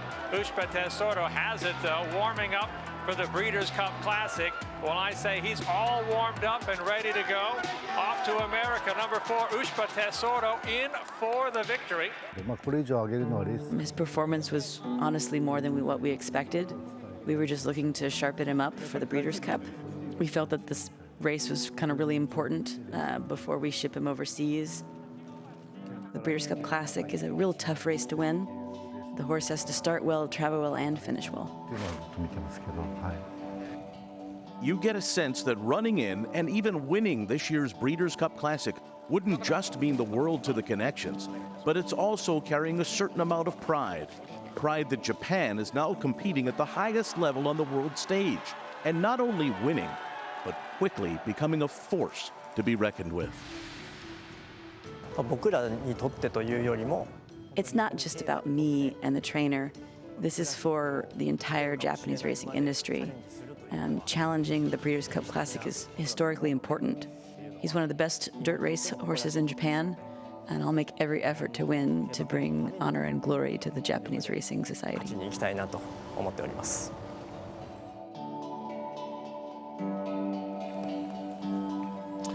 That voice you heard there in the translation is Kate Hunter, and Michelle, you mentioned earlier, she is the American representative that works with the JRA and gets the stories out about the Japanese-based horses over here to the American racing media, and then obviously helps with them coming over for the Breeders' Cup. She does a phenomenal job. If you follow her on social media, she's a great follow. Get to see these champions year-round. And Michelle, you catching up with her earlier.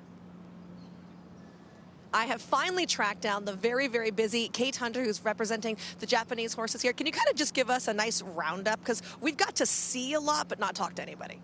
Well, we've got 9 this year, which is a exhausting record. So it's great to have this many horses here, and everyone has settled in quite well. We had no issues. They seem to be taking to the track okay, and you know, we're making do with how things work in America because they're so different. So there's been a couple of hurdles there, but outside of kind of figuring out how to blend the Japanese training style with the American availabilities of the tracks, you know, we've done pretty well.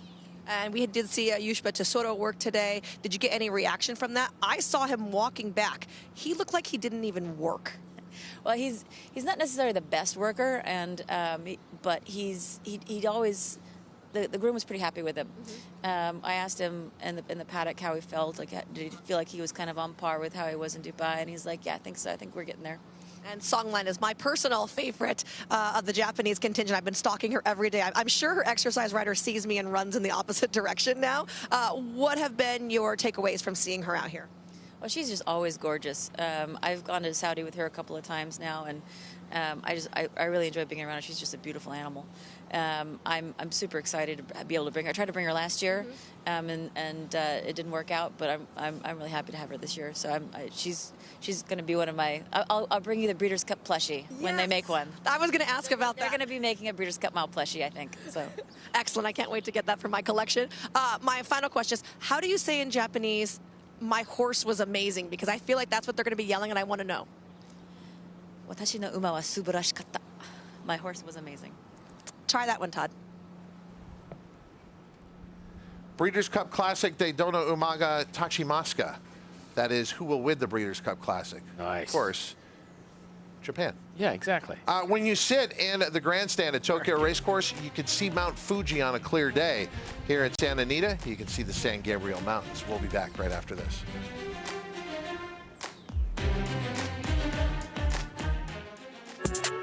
It goes down in the DM.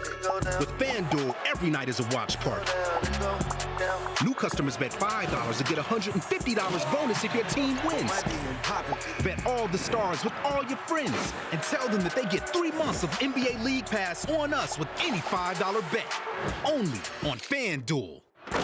New customers bet $5, get $150 bonus if your team wins, plus NBA League Pass on us. This is a Kentucky Thoroughbred.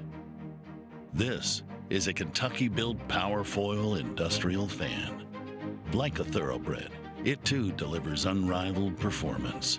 And while they both run with purpose and pride, this one also runs to keep your workforce feeling cool and comfortable.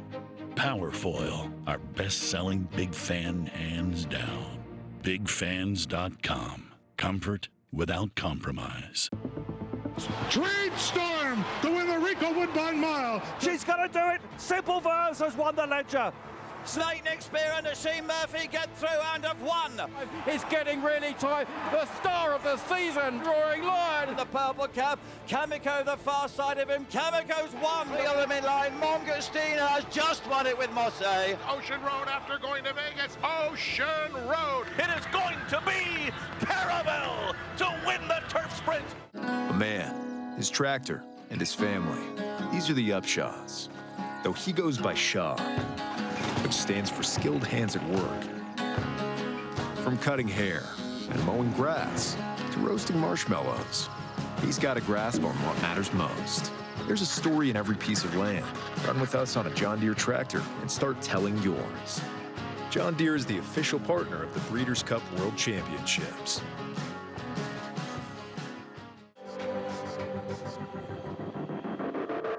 With NetJets, travel will always be personal. we do everything it takes to make every flight exceptional. Every single detail of your experience is personalized, just for you. As our standard is not just to meet our definition of perfection, it's to exceed yours.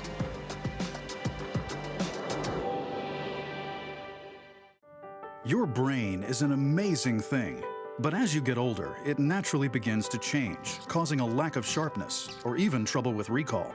Thankfully, the breakthrough in Prevagen helps your brain and actually improves memory.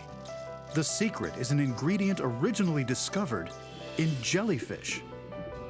In clinical trials, Prevagen has been shown to improve short-term memory. Prevagen, at stores everywhere without a prescription. Flightline has gone right by Life is Good and comes into the final furlong with a three-lane lead. Life is Good trying to claim the second. Tabo's third, down to the 16th pole. It is Flightline. It is spine-tingling, jaw-dropping, awe-inspiring, Secretariat-like Breeders' Cup Classic win.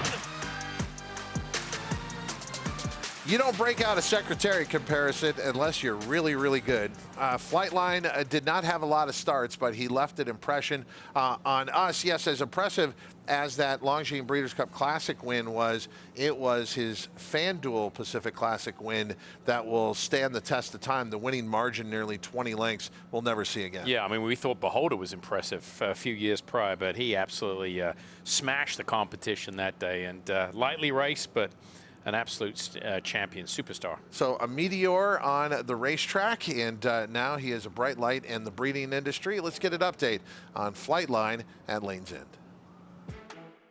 After utter dominance on the racetrack, champion Flightline arrived at the prestigious Lane's End farm to begin his new career at stud, and he did so in the same way he competed, with authority. When he came off the van and he just stopped and let out a big whinny and let all the other guys know he was here. Yeah, they all responded to him, and then he just put his head down and walked into his stall, and has really been so easy ever since. Flightline had created such a buzz about his stallion potential, a percentage of his stud rights sold for $4.6 million in a first-of-its-kind auction at Keeneland with a metaverse experience. To make something like that work, you got to have something that's a real one-off. So we took one share and made it available that way, and it was incredible, and obviously the result was amazing. And when it came to breeding, Flightline had, well, just a little something to learn. He walked down to the breeding shed the first time, obviously not knowing what was going on, but once he figured it out, he didn't want to leave. He said, "Oh, now that's not a bad thing, I got to go back there." After covering 152 mares with his first crop due next year, Flightline's taking a well-deserved break at Lane's End Farm as they prepare for the 2024 breeding season.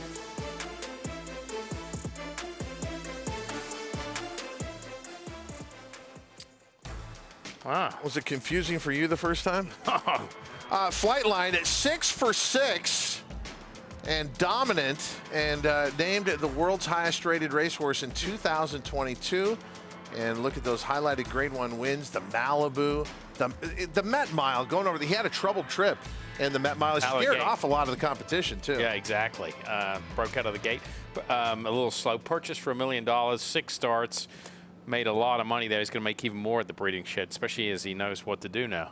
What a difference 24 hours makes. It was a sullen show yesterday as late in the process, Go Rocket Ride was injured training for the Longines Breeders' Cup Classic. We had an update at the beginning of the show. Michelle, you were back at the Mandela Barn. It was great to see Go Rocket Ride in a stall. Yeah, it was, Todd, and I talked to the connections over there about Go Rocket Ride, and they said he had been an excellent patient. Really key for horses that are going to be going into a surgery or that have a limb injury is the rest. They have to be laying down to stop them from getting laminitis, which is when horses aren't weight-bearing on all 4 legs. So the fact that he's been laying down a lot and is so calm in his stall was very encouraging over at the Mandela Barn. And like you said, we got to see him. He looked super happy. He was eating his hay. He was really interested in what was going on. Training has just about ended here. We just have some turf works to go. And once training is done, Richard Mandela told me that's when they'll make their way up to the hospital with Go Rocket Ride. And the Equine Hospital is located right here on the grounds at Santa Anita. We have a state-of-the-art surgical suite here, and renowned surgeon Ryan Carpenter will be doing the arthrodesis surgery on Go Rocket Ride. So we will do our best to keep you updated throughout this whole week as he undergoes that surgery today.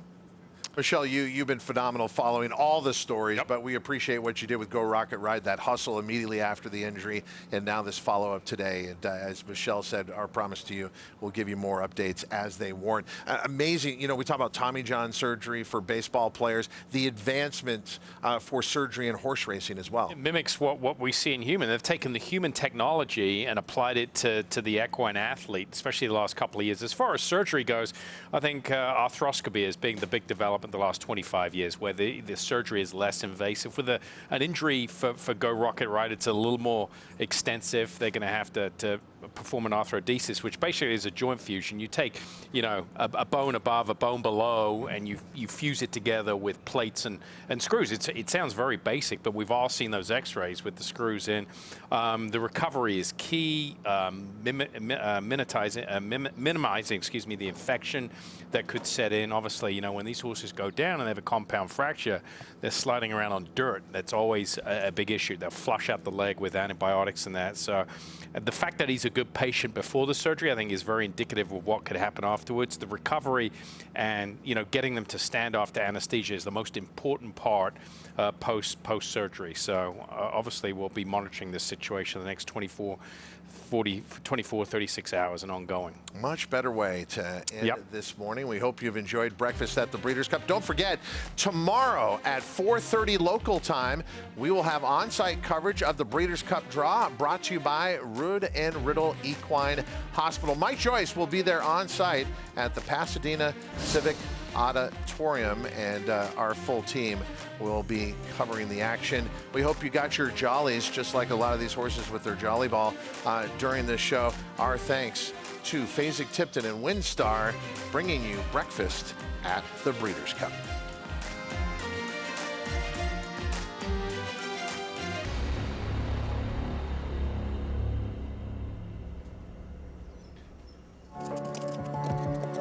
At Keeneland,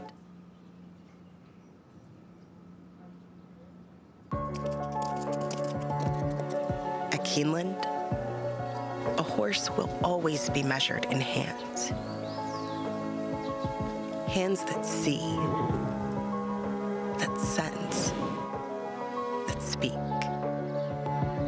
Hands that hold our sport to a higher standard, not for our sake, but for theirs, for the love of the horse, for generations to come. Hey, so I found a betting system that's really working great for me. So did I. What's yours? I set up an hour-a-week time limit on FanDuel. I can also set up wager limits, so I only bet what I can afford, and betting stays fun. Right. So what's your system? What's that? Your system. What's your system?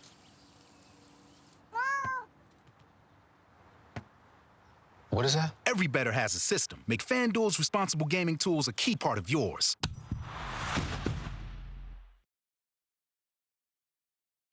Hey there, it's Craig Carden. I know I can't believe it either, but the World Series is officially here. So if you're choosing to make a wager on the series this year, please be sure to do so responsibly. Gambling should always be fun, social, and entertaining.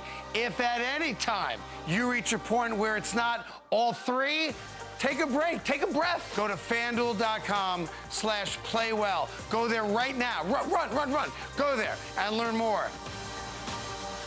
Looking to give your handicapping game a sharper focus? RaceLens is the most in-depth product in horse racing, with unique features found nowhere else. Customized PPs, summary and individual research, handicapping angles and backtesting, true odds predictive analysis, and pace projection. With innovative analytics powered by data from Equibase, it will change the way you follow horse racing and take your game to the next level. RaceLens, bringing clarity to handicapping. Learn more at equibase.com/racelens.